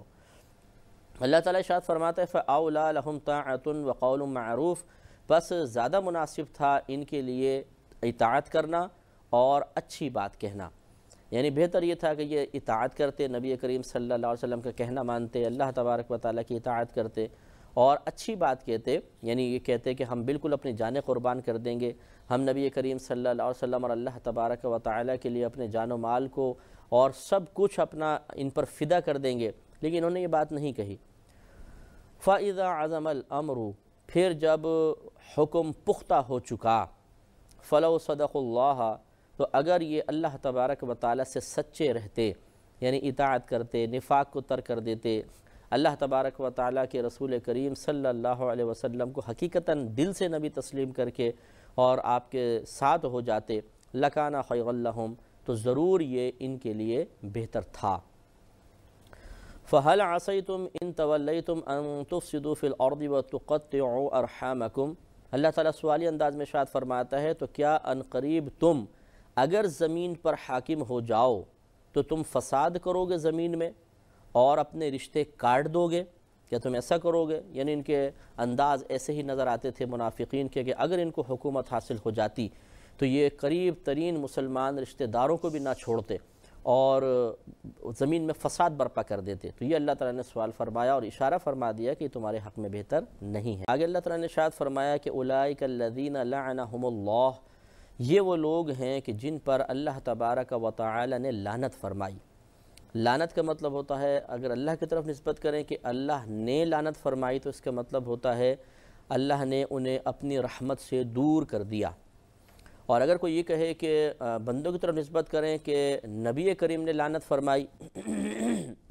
تو اس کا مطلب ہوتا ہے یہ عام بھائی ماں نے بیٹے پہ لعنت کر دی، اس کا مطلب ہوتا ہے اللہ تعالیٰ کی رحمت سے دوری کی دعا کرنا کہ اللہ تعالیٰ اس کو اپنی رحمت سے دور فرما دے۔ یہ اظہار ناراضگی کی شدید اظہار ناراضگی کے لیے ہوتا ہے۔ تو اللہ تعالیٰ نے ارشاد فرمایا اولئک الذین لعنہم اللہ، یہ وہ لوگ ہیں کہ جن پر اللہ تبارک و تعالی نے لعنت فرمائی، یعنی انہیں اپنی رحمت سے دور کر دیا۔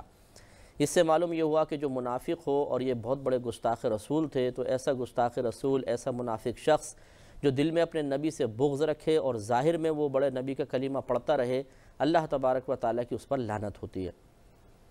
فَأَصَمَّهُمْ وَأَعْمَى أَبْصَارَهُمْ، تو اللہ تبارک و تعالیٰ نے انہیں حق سے بہرا کر دیا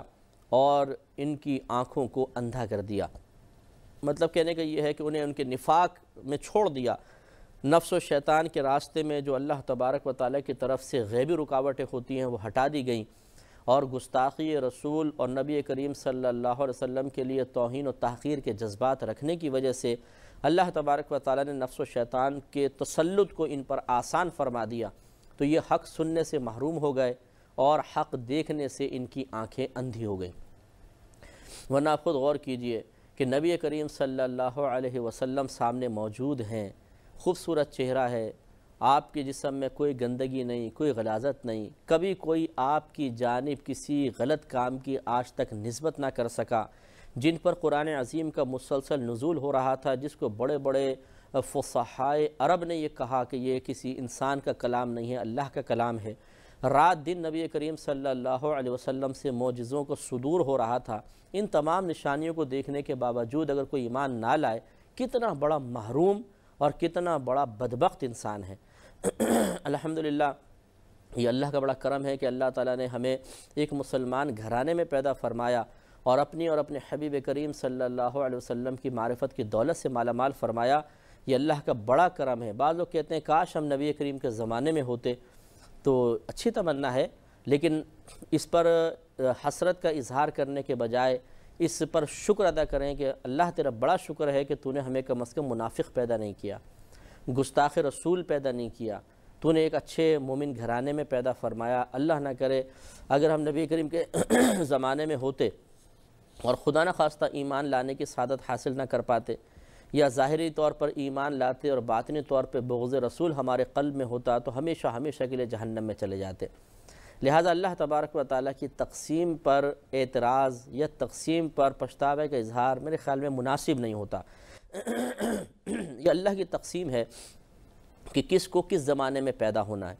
کون کب پیدا ہوگا، یہ اللہ کی مرضی اور مشیت پر موقوف ہے۔ کوئی بچہ اپنے وقت سے 1 منٹ پہلے بھی پیدا نہیں ہو سکتا، بالکل جو ایکوریٹ 100% جو اللہ نے ٹائم مقرر کیا اسی پر وہ دنیا میں آئے گا۔ اور اسی طرح جو اللہ تبارک و تعالی نے کسی کے لیے موت کا وقت مقرر کیا وہ اس سے 1 لمحہ آگے نہیں بڑھ سکتا ہے۔ تو یقینی سی بات ہے کہ آپ کی میرے لیے اللہ کا فیصلہ یہی تھا کہ ہمیں 15ویں صدی ہجری میں پیدا کیا جائے گا، فلاں گھرانے میں پیدا کیا جائے گا، یہ اس کے ماں ہوگا، یہ اس کا باپ ہوگا۔ تو یہ اللہ کی تقسیم ہے، ہمیں اس پہ راضی رہنا چاہیے اور کبھی بھی اللہ تعالیٰ کی بارگاہ میں یوں نہیں کہنا چاہیے کہ اللہ تعالیٰ تو نے ہمیں اس زمانے میں کیوں پیدا کر دیا، نبی کریم کے زمانے میں کیوں نہیں پیدا کیا۔ یہ معاذ اللہ تبارک و تعالیٰ کی تقسیم پر ایک اعتراض ہو جائے گا اور یہ قطعاً غیر مناسب ہے۔ تو یہ اتنے بدبخت لوگ تھے کہ اللہ کے آخری نبی، اور پھر بھی نبی بھی آخری، اس کے بعد نبوت کا سلسلہ بند تھا، ختم ہو گیا تھا، نبی کریم پر اس کا اختتام ہوا، تو ان کو چاہیے تھا کہ نبی کریم صلی اللہ علیہ وسلم پر ایمان لاتے اور ابدی حیات، یعنی ایسی حیات جو ہمیشہ رہنے والی ہے اور راحت اور فلاح و کامرانی کے ساتھ ہے، وہ یہ حاصل کر لیتے، صحابی بن جاتے، اور ان کا مرتبہ نبیوں کے بعد تمام امتوں سے افضل اور اعلیٰ ہو جاتا۔ لیکن بہرحال جس کی قسمت میں بدبختی ہو، یعنی اللہ نے تو بدبختی ان کی قسمت میں خود نہیں لکھی کہ یہ اللہ نے لکھ دی اور اس کی وجہ سے یہ بدبخت ہوئے، بلکہ یہ اپنے قدرت و اختیار سے انہوں نے بدبختی اختیار کی۔ اللہ تبارک و تعالیٰ نے ملاحظہ فرمایا کون کیا کیا کرے گا، ان کو بدبخت پایا تو اللہ تبارک و تعالیٰ نے لوح محفوظ پر ان کے لیے شقی اور بدبخت کے الفاظ لکھوا دیے اور یہ ہلاک و برباد ہوئے۔ تو اس لیے اللہ تعالیٰ کا شکر ادا کرنا چاہیے۔ اگر آپ ایک مسلمان گھرانے میں پیدا ہوئے، آپ کے عقائد اچھے ہیں، درست ہیں، تو اللہ تیرا بڑا کرم ہے کہ تو نے ہمیں ایک اچھے مسلمان گھرانے میں پیدا فرمایا، ہمیں اپنا بھی فرما بردار بنایا، اپنی معرفت عطا فرمائی، نبی کی گستاخی سے محفوظ فرمایا، محبت رسول رکھنے والا بنایا۔ اسی طریقے سے ہمیں اولیاء عظام، صحابہ کرام، ان کے بغض اور کینہ اور ان کی بارگاہ میں بے ادبی سے محفوظ فرمایا۔ یہ اللہ کا بڑا کرم ہے جس کو اللہ تعالیٰ عطا فرما دے۔ افلا یتدبرون القرآن ام علی قلوب اقفالها، تو کیا وہ قرآن عظیم میں غور و تفکر نہیں کرتے ہیں یا ان کے دلوں پر تالے پڑے ہیں؟ تو غور فرمائیے کہ یہ منافقین جو تھے، ایک تو نبی کریم پوری ظاہری علامت موجود تھی، کیا قرآن کا نزول نہیں ہو رہا تھا؟ اس قرآن پہ غور کر لیتے کہ یہ قرآن تو حق ہے، اللہ کی طرف سے ہے، یہ تو تم مانتے ہو کہ اللہ تعالیٰ تو ہے، اس کا تو منافقین انکار نہیں کرتے تھے، اور اس کلام الہی کا انکار کیسے ممکن تھا جبکہ اس چیلنج تھا قرآن پاک میں کہ اس کے مثل ایک آیت بنا کر لے آؤ، اور بڑے بڑے فصحائے عرب جو مشرکین تھے کفار تھے، وہ اس کے مقابلے پر ایک آیت بھی بنا کر نہ لائے، تو یہ سب پر یہ چیزیں واضح اور منکشف تھیں، کوئی پوشیدہ تو نہیں تھیں۔ تو کیوں نہیں انہوں نے قرآن عظیم میں غور کیا اور اس میں نبی کریم صلی اللہ علیہ وسلم کے بارے میں جو اللہ تبارک و تعالیٰ نے نشاندہی بیان فرمائی، اس سے سبق سیکھتے ہوئے آپ پر ایمان لانے کی سعادت حاصل کرتے؟ اور اسی طریقے سے پے در پہ ان کے نفاق کے اوپر نشاندہی کرنے والی آیات نازل ہوتی رہیں کہ وہ منافق یوں کریں گے، اس طرح کریں گے، ان کے قلوب میں یہ ہے، یہ اس طرح پوشیدہ طور پہ سرگوشیاں کرتے ہیں، اور نبی کریم آیات پڑھ کے سنایا کرتے تھے۔ اس سے بھی ان کو عبرت حاصل نہ ہوئی کہ یہ تو دیکھو اللہ تبارک و تعالی ہم رات میں کام کرتے ہیں، صبح اللہ تعالیٰ اس کو ظاہر فرما دیتا ہے، تو اس کا مطلب ہے قرآن تو حق ہے، جب حق ہے تو اسی میں تو یہ بیان ہے کہ یہ ہمارے آخری نبی ہیں، تو کیوں نہیں ہم ایمان لے کر آئیں؟ لیکن مسئلہ وہی ہے کہ اللہ نے آگے فرمایا کہ ان کے قلوب پر تالے پڑے ہیں۔ بعض اوقات انسان ایک بات حق کو دیکھ رہا ہوتا ہے، اس کو تسلیم کر رہا ہوتا ہے کہ یہ حق ہے، لیکن اس حق کو قبول کرنا، اس کے تقاضے کے موافق عمل کرنا، اس سعادت سے وہ محروم رہتا ہے۔ ان الذين ارتدوا على ادبارهم من بعد ما تبين لهم الهدى، بے شک وہ جو پلٹ گئے اپنے پیچھے کی طرف،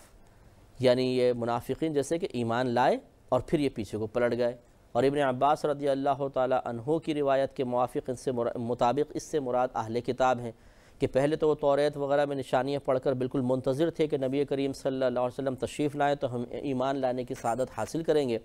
لیکن جب رحمت کونین صلی اللہ علیہ وسلم نے اعلان نبوت فرمایا تو یہ فوراً پیچھے پلٹ گئے اور آپ پر ایمان لانے کی سعادت حاصل نہ کی۔ من بعد ما تبین لهم الہدی، اس کے بعد جو ظاہر ہو چکی ان کے لیے ہدایت واضح ہو گئی، بڑی بڑی نشانیاں سامنے آ گئیں، لیکن اہل کتاب بھی پیچھے ہٹے، اور یہ منافقین جنہوں نے ظاہری طور پہ کلمہ پڑھا یہ بھی مرتد ہو گئے اور پیچھے ہٹ گئے۔ الشیطان سول لهم، شیطان نے انہیں فریب دے دیا، واملی لهم، اور انہیں دنیا میں طویل رہنے کی امید دلائی، وہ تم بہت عرصے زندہ رہو گے۔ گناہ گار، پیسہ کمانے والا جو جائز ناجائز طریقے سے کما رہا ہو، کسی کو منصب مل جائے تو وہ اپنے زوال سے بالکل غافل ہو جاتا ہے، اسے موت یاد نہیں آتی، وہ سمجھتا ہے اب یہ جو عیش و آرام دائمی چلتے رہیں گے اور کبھی مجھے موت نہیں آئے گی، لیکن اور وہ موت کو شدید ناپسند بھی کرتا ہے۔ اگر اسے کہا جائے کہ وہ موت بھی آنی ہے، آپ نے بھی مرنا ہے، تو وہ غصے میں آ جائے گا اور منع کرے گا کہ یہ موت کا ذکر بھی نہ کرو، اسے خوف محسوس ہوگا کہ شاید ذکر موت کی بنا پر موت میری طرف متوجہ ہو جائے گی، اور یہ جہالت کی بات ہے، لیکن دنیا کی محبت اسے اس خوف میں مبتلا کر دیتی ہے، اسے ٹینشن رہتا ہے کہ اگر میں مر گیا تو کیا ہوگا، تو وہ ذکر موت کو ناپسند کرتا ہے۔ آخرت کے ذکر کو ناپسند کرتا ہے، نتیجہ بالکل غفلت اس پر طاری ہو جاتی ہے اور کوئی کسی قسم کا سمجھانا اس کو نفع نہیں دیتا ہے۔ تو پھر اس کو یہ امید ہوتی ہے کہ میں بہت عرصے زندہ رہوں گا، پلاننگ کرتا ہے آج سے 20 سال بعد کی، 30 سال بعد کی، یہ کرنا ہے، یہ پروجیکٹ تیار کرنا ہے، یوں کروں گا، میں اس طرح کروں گا، اس طرح کروں گا۔ جب ملک الموت علیہ السلام تشریف لاتے ہیں تو بس صاحب سیٹھ جی کو فکر تھی ایک ایک کے 10 کیجئے، موت آپ پہنچی کہ صاحب جان واپس کیجئے۔ تو ملک الموت علیہ السلام آنے کے بعد پھر ایک لمحہ مہلت نہیں دیتے، اربوں خربوں جمع کرنے والا جس نے فراڈ کے ذریعے، جھوٹ کے ذریعے، دل آزاریوں کے ذریعے دوسروں کو ذلت میں مبتلا کر کے اس نے پیسہ کمایا، اس وبال کے ساتھ قبر میں چلا جاتا ہے۔ لوگ دیکھتے ہیں بڑا شاندار جنازہ ہے اور بڑی پبلک ہے، لیکن آپ نہیں سمجھ پائیں گے کہ کتنا بڑا اس کے لیے وبال ہوتا ہے۔ ایک بزرگ ہے، نام تو میرے ذہن میں بھی نہیں ہے، لیکن یہ روایت لکھی ہے علامہ جلال الدین سیوطی رحمۃ اللہ علیہ نے اپنی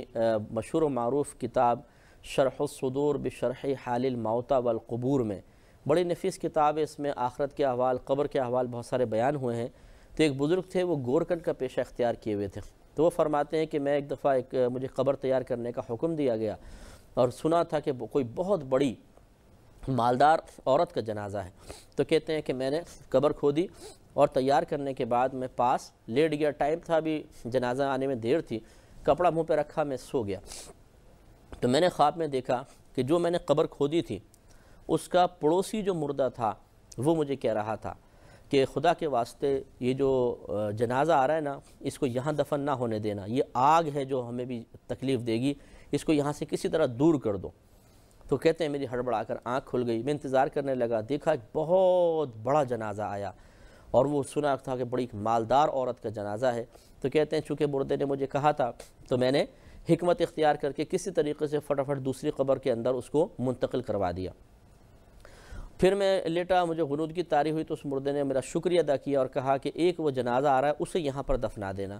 میری آنکھ کھلی تو میں نے دیکھا کہ ایک جنازہ ہے جس میں صرف 4 ہی افراد ہیں اور کوئی اس کے ساتھ نہیں، غریب کوئی آدمی تھا، اور بتایا گیا کہ یہ غریب مسافر تھا، ہمارے ادھر آ کے اس کا انتقال ہو گیا تھا، تو ہم نے اس کے سب چندہ کر کے تجہیز و تکفین کا اہتمام کیا اور اس کو لے کر آ رہے ہیں۔ وہ تھا نیک، تو اس کو پھر فرماتے میں نے اس قبر میں دفنایا۔ تو یہ جو مطلب ہمارے ہاں بڑا شور شرابہ ہوتا ہے کہ ایک گندے کام کرنے والا آدمی ہے، فراڈ کر رہا ہے، سود، رشوت، یہ وہ سارے اس نے کام کیے ہیں، لیکن اس کے جنازے میں پبلک بہت زیادہ نظر آتی ہے اور بڑے بڑے لوگ، شخصیات نظر آتی ہیں جن کے نام لیے جائیں تو پوری دنیا شاید ان کو جانتی ہوگی، لیکن کیا واقعی وہ قبر میں جا کے راحت پائیں گے، اس کی کوئی گارنٹی نہیں ہے۔ ہوتا ہے کہ بعض اوقات انسان غلط کام کرتا ہے اور پھر قبر میں جانے کے بعد اس کا خمیازہ بھگت رہا ہوتا ہے، ہم اس پہ رشک کر رہے ہوتے ہیں لیکن حقیقتاً وہ قابل رشک نہیں ہوتا۔ لہٰذا یہ شیطان جو ہے اسی طریقے سے امیدیں دلا کر ہمیں اللہ کی یاد سے غافل کرتا ہے اور غلط کاموں کے جواز کی دلیلیں فراہم کرتا ہے، یہ بھی جائز ہے میرے لیے، یہ بھی جائز ہے، یہ بھی جائز ہے، جیسے یہ اس قسم کی بوگز دلیل ہے کہ جی سبھی کر رہے ہیں ہم کر رہے ہیں تو کیا ہوا؟ یہ کوئی دلیل ہے کہ سبھی کر رہے ہیں ہم کر رہے ہیں تو کیا ہوا؟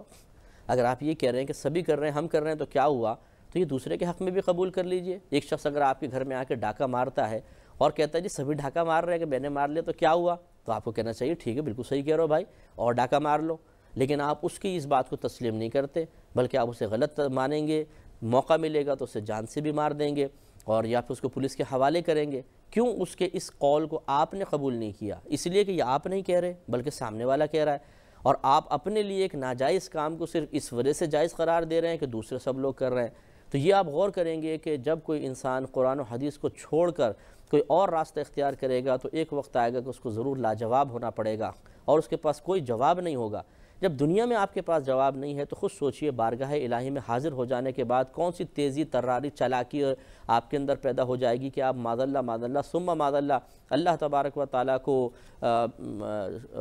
میں کیا ورڈ یوز کروں کہ اللہ کو مطمئن آپ کر دیں گے۔ چلے میں برا کوئی لفظ استعمال نہیں کرتا ہوں، تو غور کیجئے اور ہمیں غور کرنا چاہیے، یہ آپ ہی نہیں میں بھی غور کرتا ہوں کہ ہمیں ان تمام امور سے بچنا چاہیے کہ جن امور کے کرنے کی بنا پر غفلت میں اضافہ ہوتا ہے اور اللہ تعالیٰ کی بارگاہ میں جانے کے بعد شرمندگی کا سامنا کرنا پڑے گا۔ تو آگے اللہ تعالیٰ نے مزید ارشاد فرمایا کہ شیطان نے فریب کیوں دیا؟ اور کیوں یہ شیطان کی طرف سے طویل عرصے تک دنیا میں رہنے کی امید کے سلسلے میں غافل ہو کر غفلت اختیار کر لی۔ ارشاد فرمایا ذالک بأنہم قالوا، یہ اس سبب سے تھا کہ انہوں نے کہا للذین کرہوا ما نزل اللہ، کہا ان لوگوں سے جنہیں اللہ کا اتارا ہوا ناگوار ہے، یعنی انہوں نے، یعنی اہل کتاب یا منافقین نے پوشیدہ طور پہ، یہاں پہ جو ہے قالو کا فاعل ہے منافقین یا اہل کتاب، اور للذین کرہوا ان لوگوں سے جنہوں نے ناپسند کیا، اس سے مراد مشرکین مکہ ہے۔ تو اللہ نے فرمایا ذالک بأنہم، یہ اس سبب سے کہ انہوں نے قالو کہا للذین کرہوا ان لوگوں سے جنہوں نے ناپسند کیا، کس چیز کو؟ ما نزل اللہ، اسے جسے اللہ نے نازل فرمایا، سنطیعکم فی بعض الامر، کہ ایک کام میں ہم تمہاری ضرور اطاعت کریں گے۔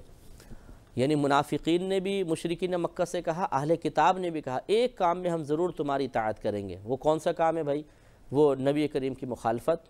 جہاد سے دوسروں کو روکنا، جہاد کی نفرت دل میں ڈالنا، اور اللہ تعالیٰ کے راستے سے لوگوں کو دور کرنا، اس میں ہم تمہارا ساتھ دیں گے۔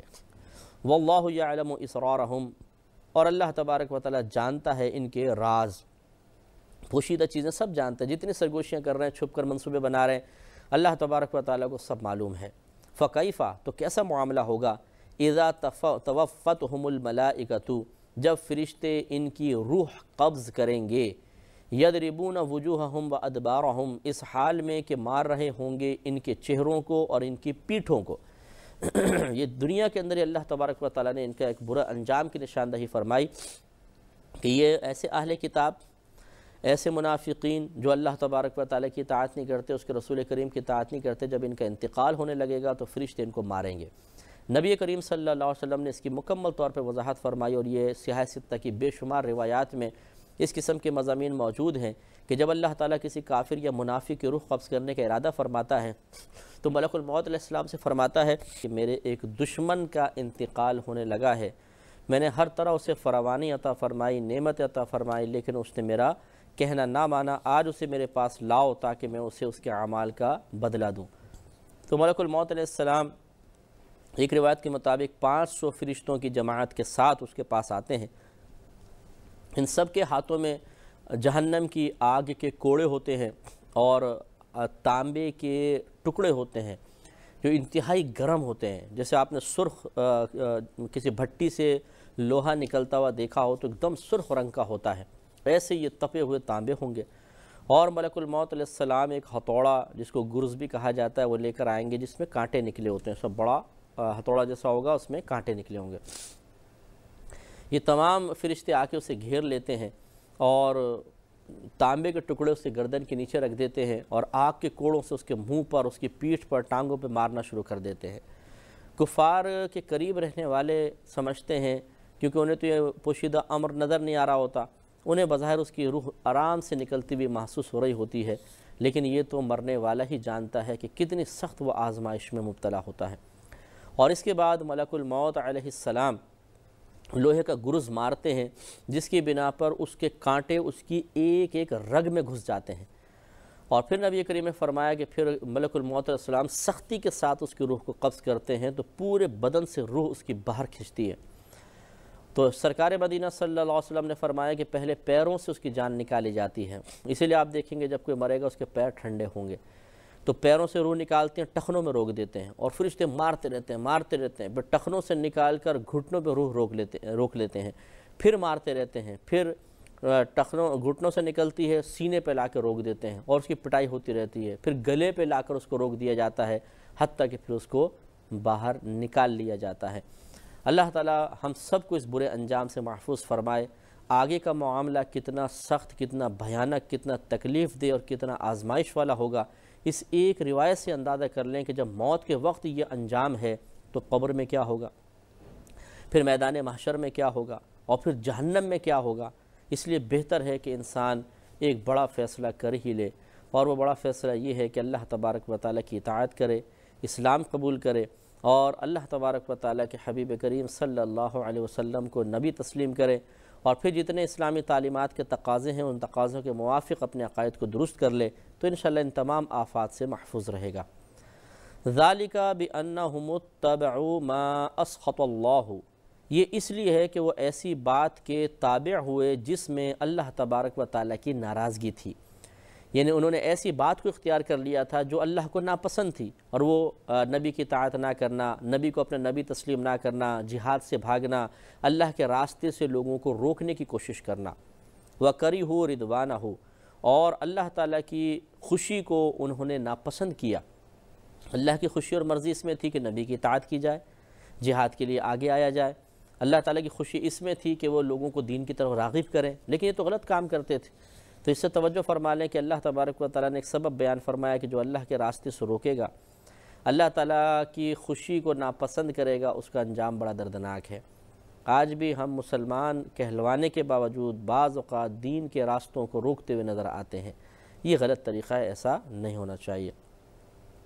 فَأَحْبَطَ أَعْمَالَهُمْ، تو اللہ تبارک و تعالیٰ نے ان کے اعمال برباد کر دیے۔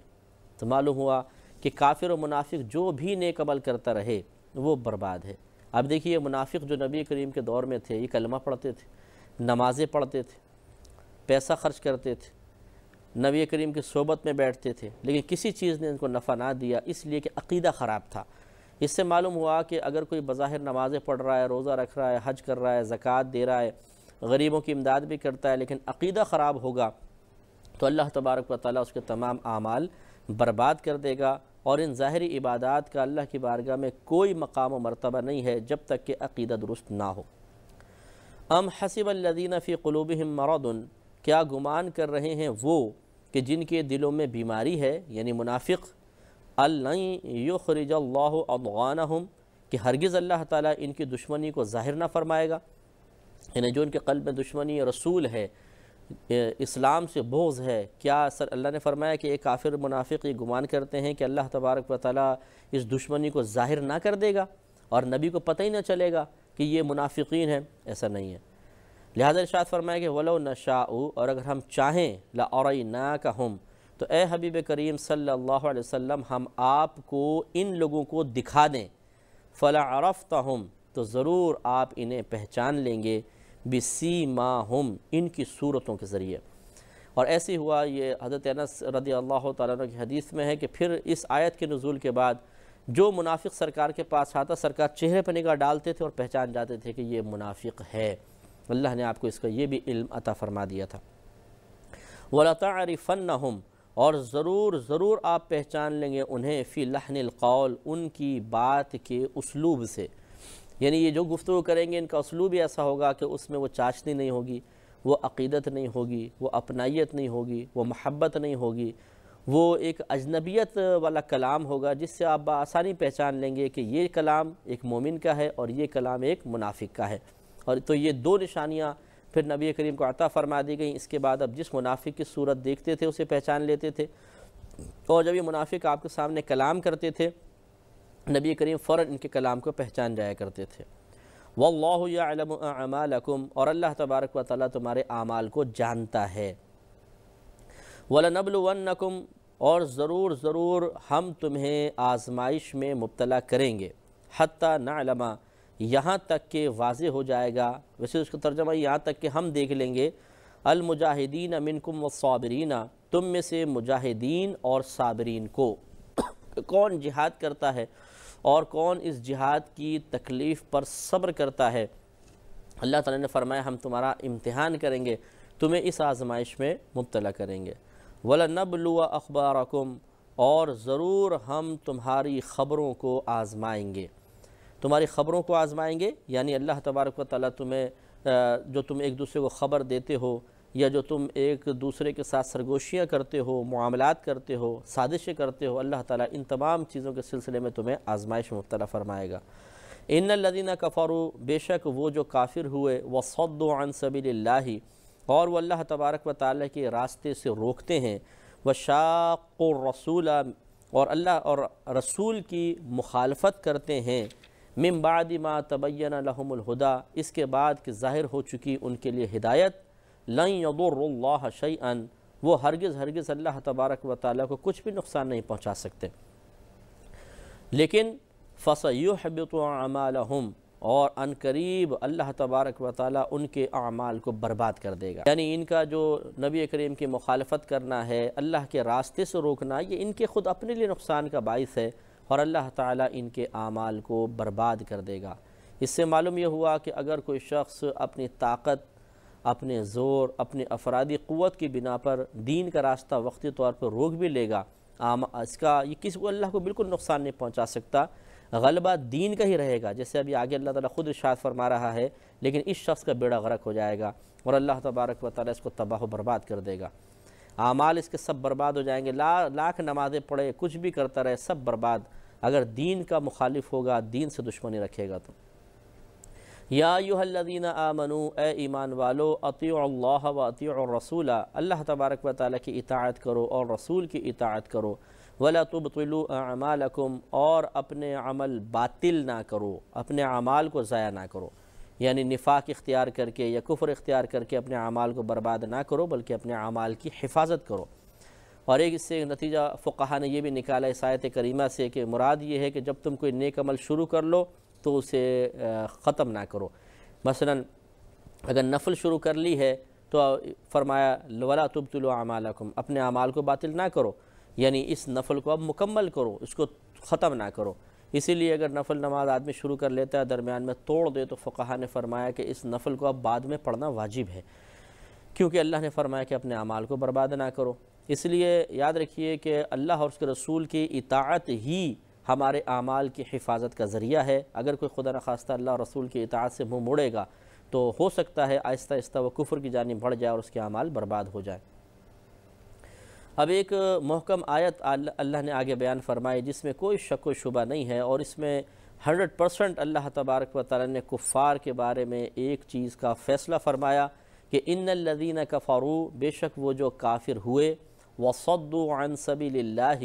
اور انہوں نے اللہ تبارک و تعالی کے راستے سے روکا، ثم پھر ماتوا، وہ مر گئے، وہم کفارن، اس حال میں کہ وہ کفار تھے، یعنی کفر کی حالت میں ان کا انتقال ہو گیا، فلن یغفر اللہ لہم، تو ہرگز اللہ تبارک و تعالی ان کی بخشش نہیں فرمائے گا۔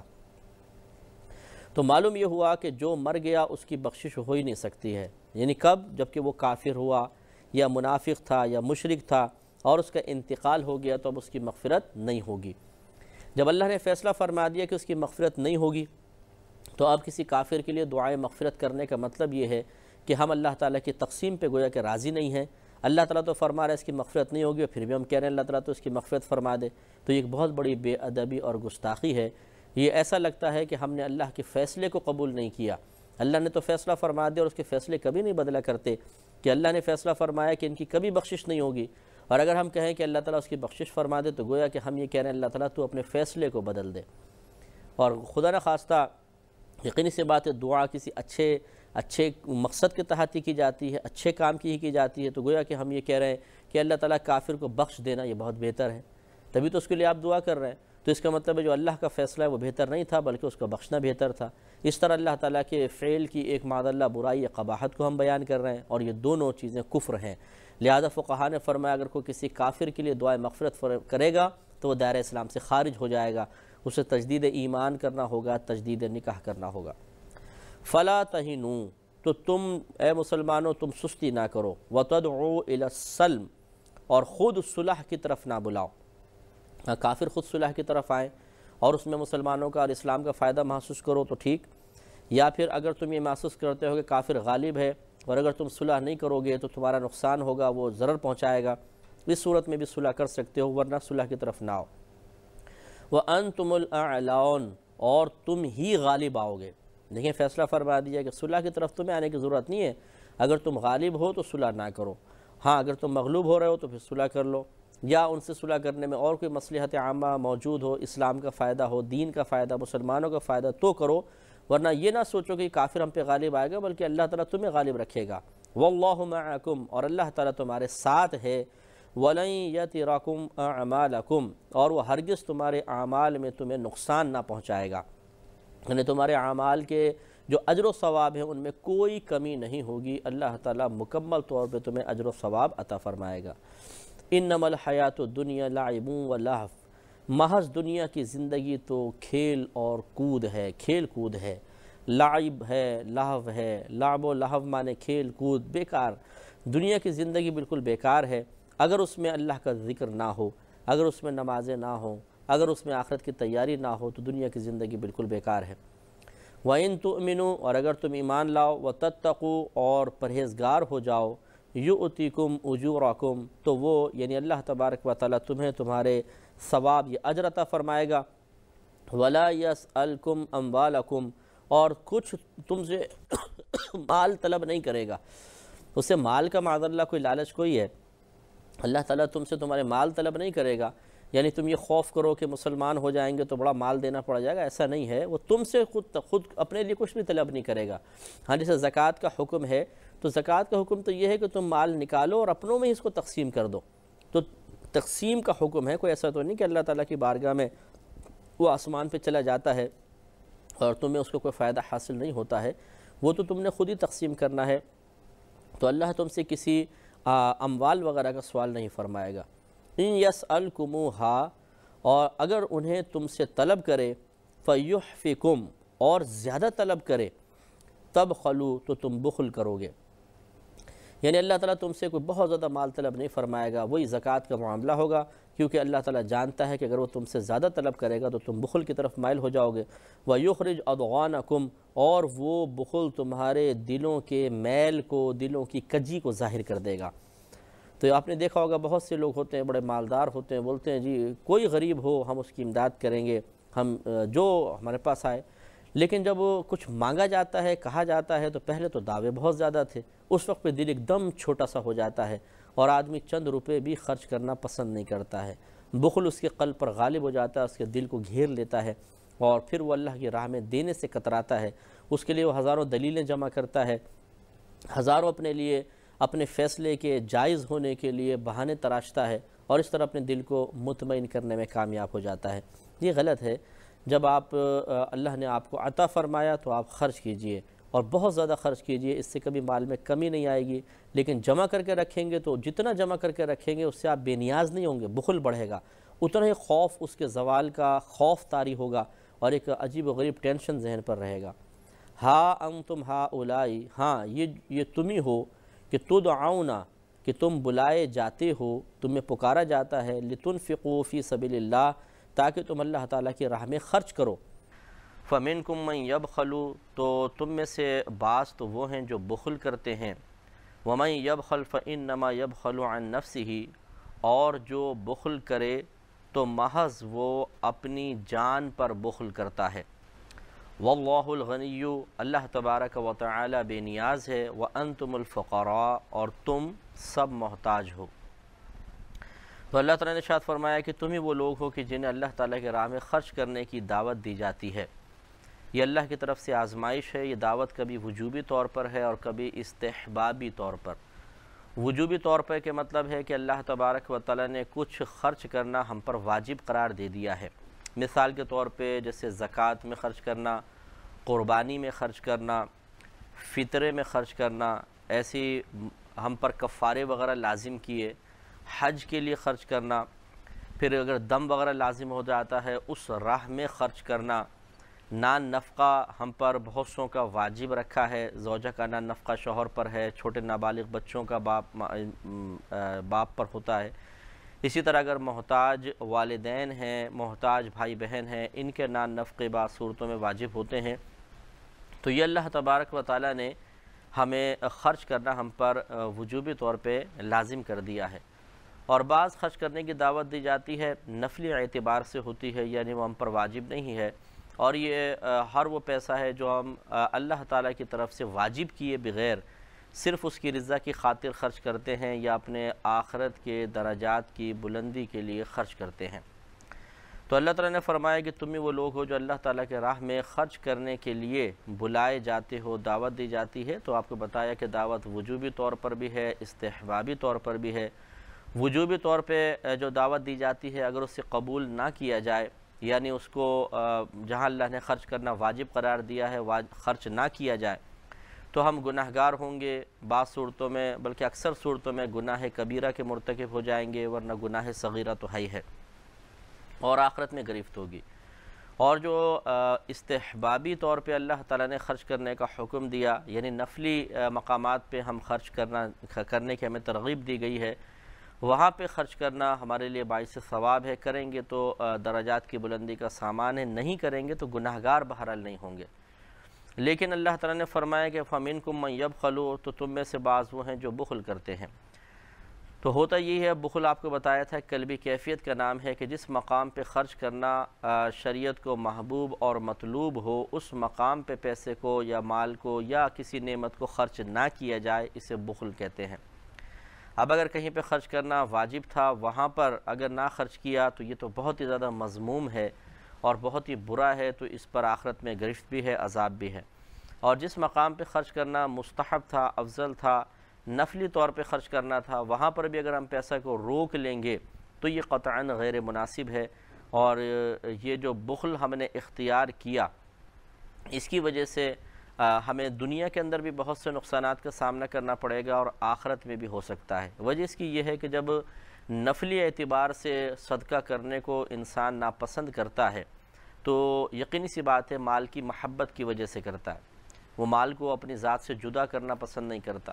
تو پھر یہی آہستہ آہستہ مال کی محبت اسے فرائض کے سلسلے میں مال خرچ کرنے سے بھی روک دیتی ہے، اور وہ اللہ کی راہ میں ان مقامات پہ خرچ کرنے سے بھی رک جاتا ہے کہ جہاں پہ خرچ کرنا فرض یا واجب ہوتا ہے۔ لہٰذا ایسی صورت میں پھر یہ نوافل میں خرچ نہ کرنا اسے فرائض اور واجبات کے مقام پر خرچ کرنے سے بھی روک دیتا ہے، اور وہ آخرت میں قابل گرفت ہو جاتا ہے۔ اس لیے بخل انتہائی مکروہ چیز ہے، شدید ناپسندیدہ وصف ہے، جس سے بچنا ہم پر لازم ہے۔ بخل کا مطلب سیکھنا، اس کی علامات کو جاننا، اسے اپنے سے دور کرنا، یہ ہم پر لازم ہے۔ اس کو فرض عین قرار دیا ہے علماء اسلام نے کہ اگر کوئی اس کو نہیں سیکھے گا، یعنی جو قلبی احوال ہوتے ہیں کہ جن پر توجہ نہ کرنے کی بنا پر انسان گناہ میں مبتلا ہو سکتا ہے، ان تمام احوال کی مکمل طور پہ معرفت حاصل کرنا ہم پر فرض ہے۔ اب مثال کے طور پر جیسے بخل ہے، آپ کو تعریف بتائی کہ جس مقام پہ شریعت کو خرچ کرنا محبوب اور مطلوب ہو، اس مقام پہ خرچ نہ کرنا بخل ہے۔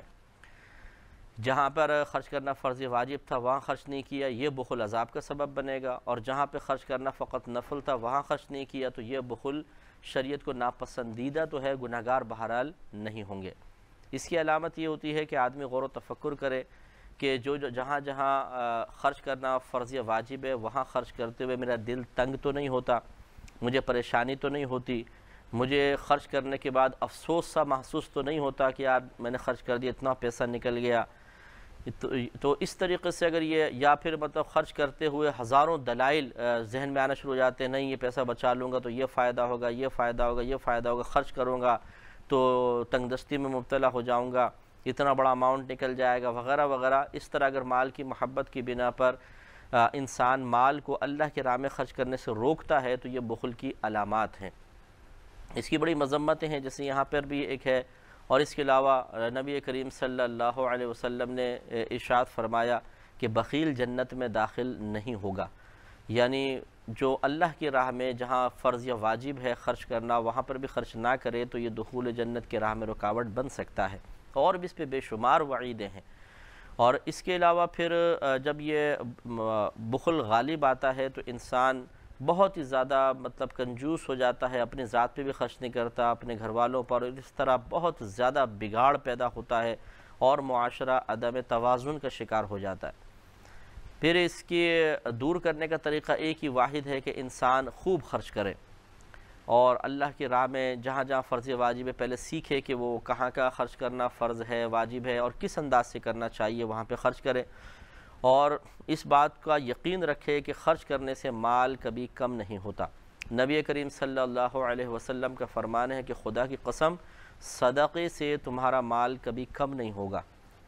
نبی کریم صلی اللہ علیہ وسلم اگر بغیر قسم کے بھی اس بات کو بیان فرماتے تو ہمارے لیے کیا مجال انکار ہوتی، لیکن آپ نے باقسم ارشاد فرمایا کہ خدا کی قسم صدقے سے تمہارا مال کم نہیں ہوگا، یعنی صدقہ مینز اللہ تعالیٰ کی رضا کی خاطر حصول ثواب کی نیت سے کچھ خرچ کرنا۔ تو جب ہم یہ کریں گے مال کبھی کم نہیں ہوگا. اب بظاہر تو مقدار کم نظر آتی ہے مثال کے طور پر، یعنی کم ہوتی نظر آتی ہے. مثال کے طور پہ میری جیب میں 100 روپے ہیں، کسی نے مانگے، میں نے 50 روپے دے دیے تو 50 تو کم ہو گئے. لیکن نبی کریم صلی اللہ علیہ وسلم کے فرمان کا مقصد یہ ہے کہ جب کوئی اللہ تعالیٰ کی رضا کی خاطر کچھ خرچ کرتا ہے تو اللہ تعالیٰ اسے اس کے بدلے میں مزید عطا فرما دیتا ہے اور بے تحاشا برکت دیتا ہے. 50 خرچ کریں گے 50,000 آپ کے پاس آ جائیں گے. کامل یقین ہونا چاہیے، اللہ کے وعدوں پر بھروسہ ہونا چاہیے. تو کبھی بھی صدقے سے مال میں کمی نہیں ہوتی بلکہ برکت ہوتی ہے. ہاں جو روکتے ہیں مال، اللہ کی رضا کی خاطر خرچ نہیں کرتے، آپ یہ دیکھیں گے کہ ان کا مال ان کے پاس رکے گا نہیں، خرچ تو ہوگا ہی ہوگا وہ، لیکن یا تو بیماری میں جائے گا، ایکسیڈنٹ میں جائے گا، ڈاکہ پڑ جائے گا، فیکٹری جل جائے گی. ایسے ایسے لوگ ہمارے پیش نظر ہیں جو اربوں روپیہ اپنے پاس رکھا، اتنا پیسہ ہے کہ حساب و کتاب ہی نہیں، لیکن غریب کو 10 روپے دینے کے لیے تیار نہیں. اور پھر ایک دم ان کا بڑا نقصان ہوتا ہے، فیکٹری جل جاتی ہے، کروڑوں روپے کی فیکٹریز جل جاتی ہیں، نقصان ہو جاتا ہے. لیکن یہ فیکٹری کا جلنا اسے عبرت نہیں دلواتا، وہ اس سے درس حاصل نہیں کرتا، بلکہ بعض اوقات اتنی بدبختی غالب ہوتی ہے کہ بخل میں اضافہ ہوتا ہے. وہ حساب کرتا ہے ہو 2 کروڑ کی فیکٹری جل گئی تو اب اور زیادہ مجھے شیڈول ٹائٹ رکھنا پڑے گا، اب میں اور بیجا خرچہ نہیں کروں گا تاکہ یہ پیسہ کور ہو جائے. تو وہ خرچ یہ نہیں، اس پہلو پہ غور نہیں کرتا کہ یہ پیسہ روکنے کی بنا پر ایسا ہوا ہے. اور یہ حدیث بھی یاد رکھیے گا، نبی کریم صلی اللہ علیہ وسلم کا فرمان ہے کہ دنیا میں جہاں کہیں مال ہلاک ہوتا ہے یہ زکوٰۃ روکنے کی بنا پر ہوتا ہے. یعنی کہنے کا مقصود یہ ہے کہ اکثر جو انسان کا مال ہلاک ہوتا ہے جل کر ڈوب کر، تو یہ زکوٰۃ روک لینے کی بنا پر ہے. جو ارب پتی آدمی ہے اسی کروڑوں میں زکوٰۃ نکلے گی، کروڑ پتی کی لاکھوں میں نکلے گی، لاکھوں کی ہزاروں میں نکلتی ہے، لکھ پتی کی ہزاروں میں زکوٰۃ نکلتی ہے. تو 1 کروڑ 2 کروڑ 10 کروڑ زکوٰۃ اگر نکل رہی ہو تو پھر آدمی اماؤنٹ پہ غور کرتا ہے 10 کروڑ زکوٰۃ. حالانکہ اسے یہ سوچنا چاہیے کہ یہ تو اللہ تبارک و تعالیٰ نے آپ کو دیا ہی نہیں تھا، یہ تو اصل میں غریب کو دینا تھا، لیکن اللہ نے آپ کو اس کا ذریعہ سبب بنا کے غریب کی امانت آپ کے حوالے کر دی تھی. گویا کہ بغیر اللہ کے کہے یہ بات ثابت شدہ تھی کہ یہ تمہارے پاس غریبوں کا مال ہے، ہم تمہیں دے رہے ہیں اور تم غریبوں کو پہنچا دو. تو اگر آدمی اس پر غور و تفکر کر لے کہ جو مال میں غریب کو دے رہا ہوں، کسی شرعی فقیر کو دے رہا ہوں، یا جس مقام پر خرچ کرنا ہے اس مقام پہ خرچ کر رہا ہوں، تو حقیقتاً یہ میرا مال تھا ہی نہیں. یوں سمجھے کہ یہ تو اصل میں اسی کا حق تھا، اسی کا مال تھا جو اللہ نے وقتی طور پہ امانتاً میرے پاس رکھوا دیا تھا اور مجھے وہاں پہنچانا تھا. اب دیکھیے نا، اگر آپ کی امانت کسی کے پاس رکھی ہو، مثلا آپ مجھے دیں کہ بھئی یہ 1 کروڑ روپیہ ہے، یہ غریبوں تک پہنچانا ہے، اور میں اس 1 کروڑ کو سامنے رکھ کر جل رہا ہوں، کڑ رہا ہوں کہ یار اب میں غریبوں کو دے دوں یہ 1 کروڑ روپیہ، اور آپ میری اس کیفیت پر مطلع ہو جائیں تو یقیناً آپ کہیں گے کہ افسوس ہے آپ پر، یہ آپ کا ہے ہی نہیں مال، یہ تو میں نے آپ کو اس لیے دیا کہ غریبوں کو پہنچا دیں، اور آپ اسے سامنے رکھ کر جل رہے کڑ رہے ہیں. جب میرا مال ہے، میں اس کو پہنچانا چاہتا ہوں، میں نہیں جل رہا کڑ رہا، تو آپ کون ہوتے ہیں؟ تو بالکل معقول بات ہے، آپ بالکل صحیح کہہ رہے ہیں. اسی طریقے سے آپ غور کریں کہ جب اللہ تبارک و تعالیٰ نے غریبوں کا مال آپ کو عطا فرما دیا اور حکم دیا کہ اس کو غریب تک پہنچا دو، تو آپ کیوں جل رہے کڑ رہے ہیں؟ یہ مال تو آپ کا ہے ہی نہیں، یہ تو غریب کا مال ہے، اور حقیقتاً یہ پہلے اللہ کا مال ہے اور اللہ تعالیٰ اپنا مال وہاں تک پہنچانا چاہتا ہے. تو آپ بیگانی شادی میں عبداللہ دیوانے بن کر اور دوسرے کے مال جو دوسرے تک پہنچانا ہے اس میں بیچ میں بیٹھ کر افسوس کر رہے ہیں کہ ہائے اتنا سارا مال نکل گیا. وہ آپ کا مال ہے ہی نہیں، وہ تو غریب کا مال ہے. جس نے اس پوائنٹ پہ غور و تفکر کیا اس کے ہزارہ وساوس دور ہو جائیں گے، اس کے ذہن کو ذہنی سکون حاصل ہوگا، یعنی سکون حاصل ہوگا، اور وہ انشاءاللہ بخل کی لعنت سے بچے گا. تو بخل کا علاج خرچ کرنا ہی ہے. جتنا زیادہ خرچ کریں گے اتنا بخل دور ہوگا، اور اس کامل یقین کے ساتھ خرچ کیجئے کہ جتنا خرچ کریں گے وہ خود ملے گا.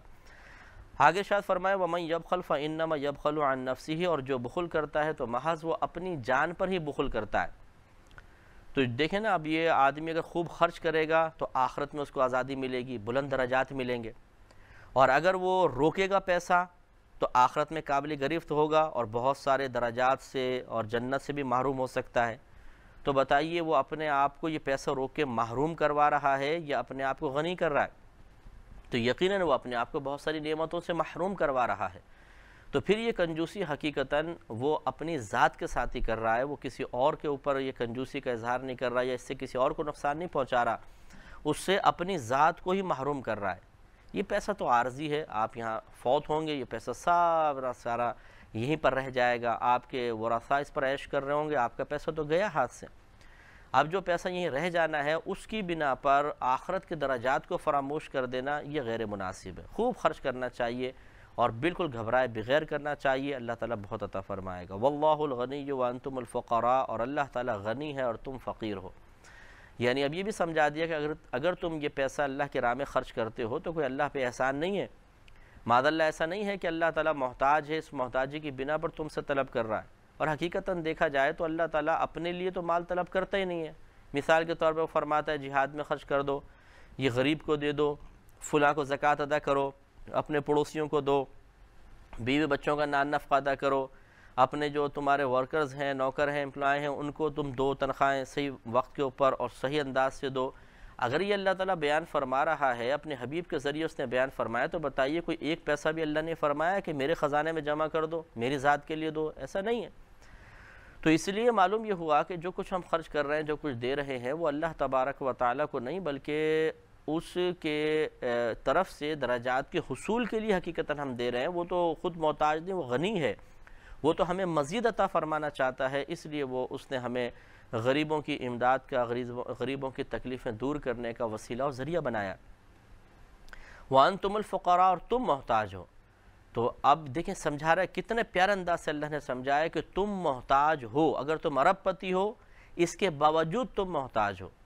کس طرح محتاج ہیں؟ اخروی معاملے کے اعتبار سے، کہ وہاں پہ تمہاری دولت تو ہوگی نہیں، سب کے سب یہیں رہ جائے گی، اب تم وہاں پہ فقیر ہوگے، قبر کے اندر خالی ہاتھ ہی جانا ہے۔ کروڑ پتی سیٹھ صاحب بھی قبر کے اندر لیٹیں گے تو ایک سفید کفن کے اندر لیٹیں گے، اور اس کفن میں کوئی جیب نہیں ہوگی جس کے اندر کچھ ہیرے بھر کے لے جائیں، اور لے بھی جائیں تو بیکار ہے۔ تو اس لیے سیٹھ صاحب بھی اسی قبر میں رہتے ہیں، اسی قبرستان میں ہوں گے جس قبرستان میں غریب فقیر بھی لیٹا ہوتا ہے۔ وہاں جب پہ جا کے دونوں کی ملاقات ہوگی تو دونوں کے اندر اس اعتبار سے کوئی فرق نہیں ہوگا کہ دونوں مردے ہیں،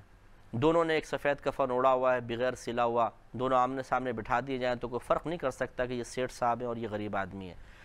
تو وہاں پر فقیری، پھر میدان محشر میں انتہائی محتاج انسان کہ کوئی اس کے پاس ساز و سامان نہیں ہوگا۔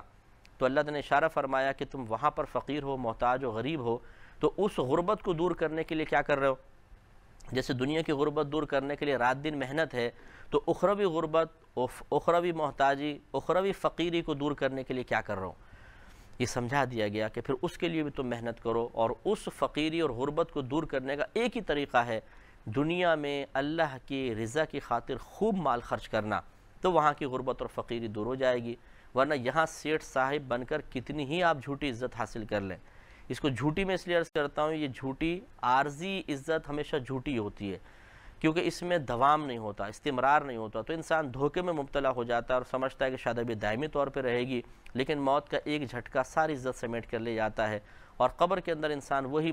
ایک عام انسان کی طرح زمین پہ پڑا ہوتا ہے۔ اصل عزت ہے آخرت کی عزت، میدان محشر کی عزت، اور اس عزت کو آپ پیسے سے نہیں خرید سکتے کہ یہاں پہ آپ بکنگ کروا لیں کہ میدان محشر میں جو سب سے اونچا درجہ ہے اس کے لیے ابھی سے میری بکنگ کر لی جائے، یہ نہیں ہو سکتا۔ ہاں، اس کی بکنگ ہوگی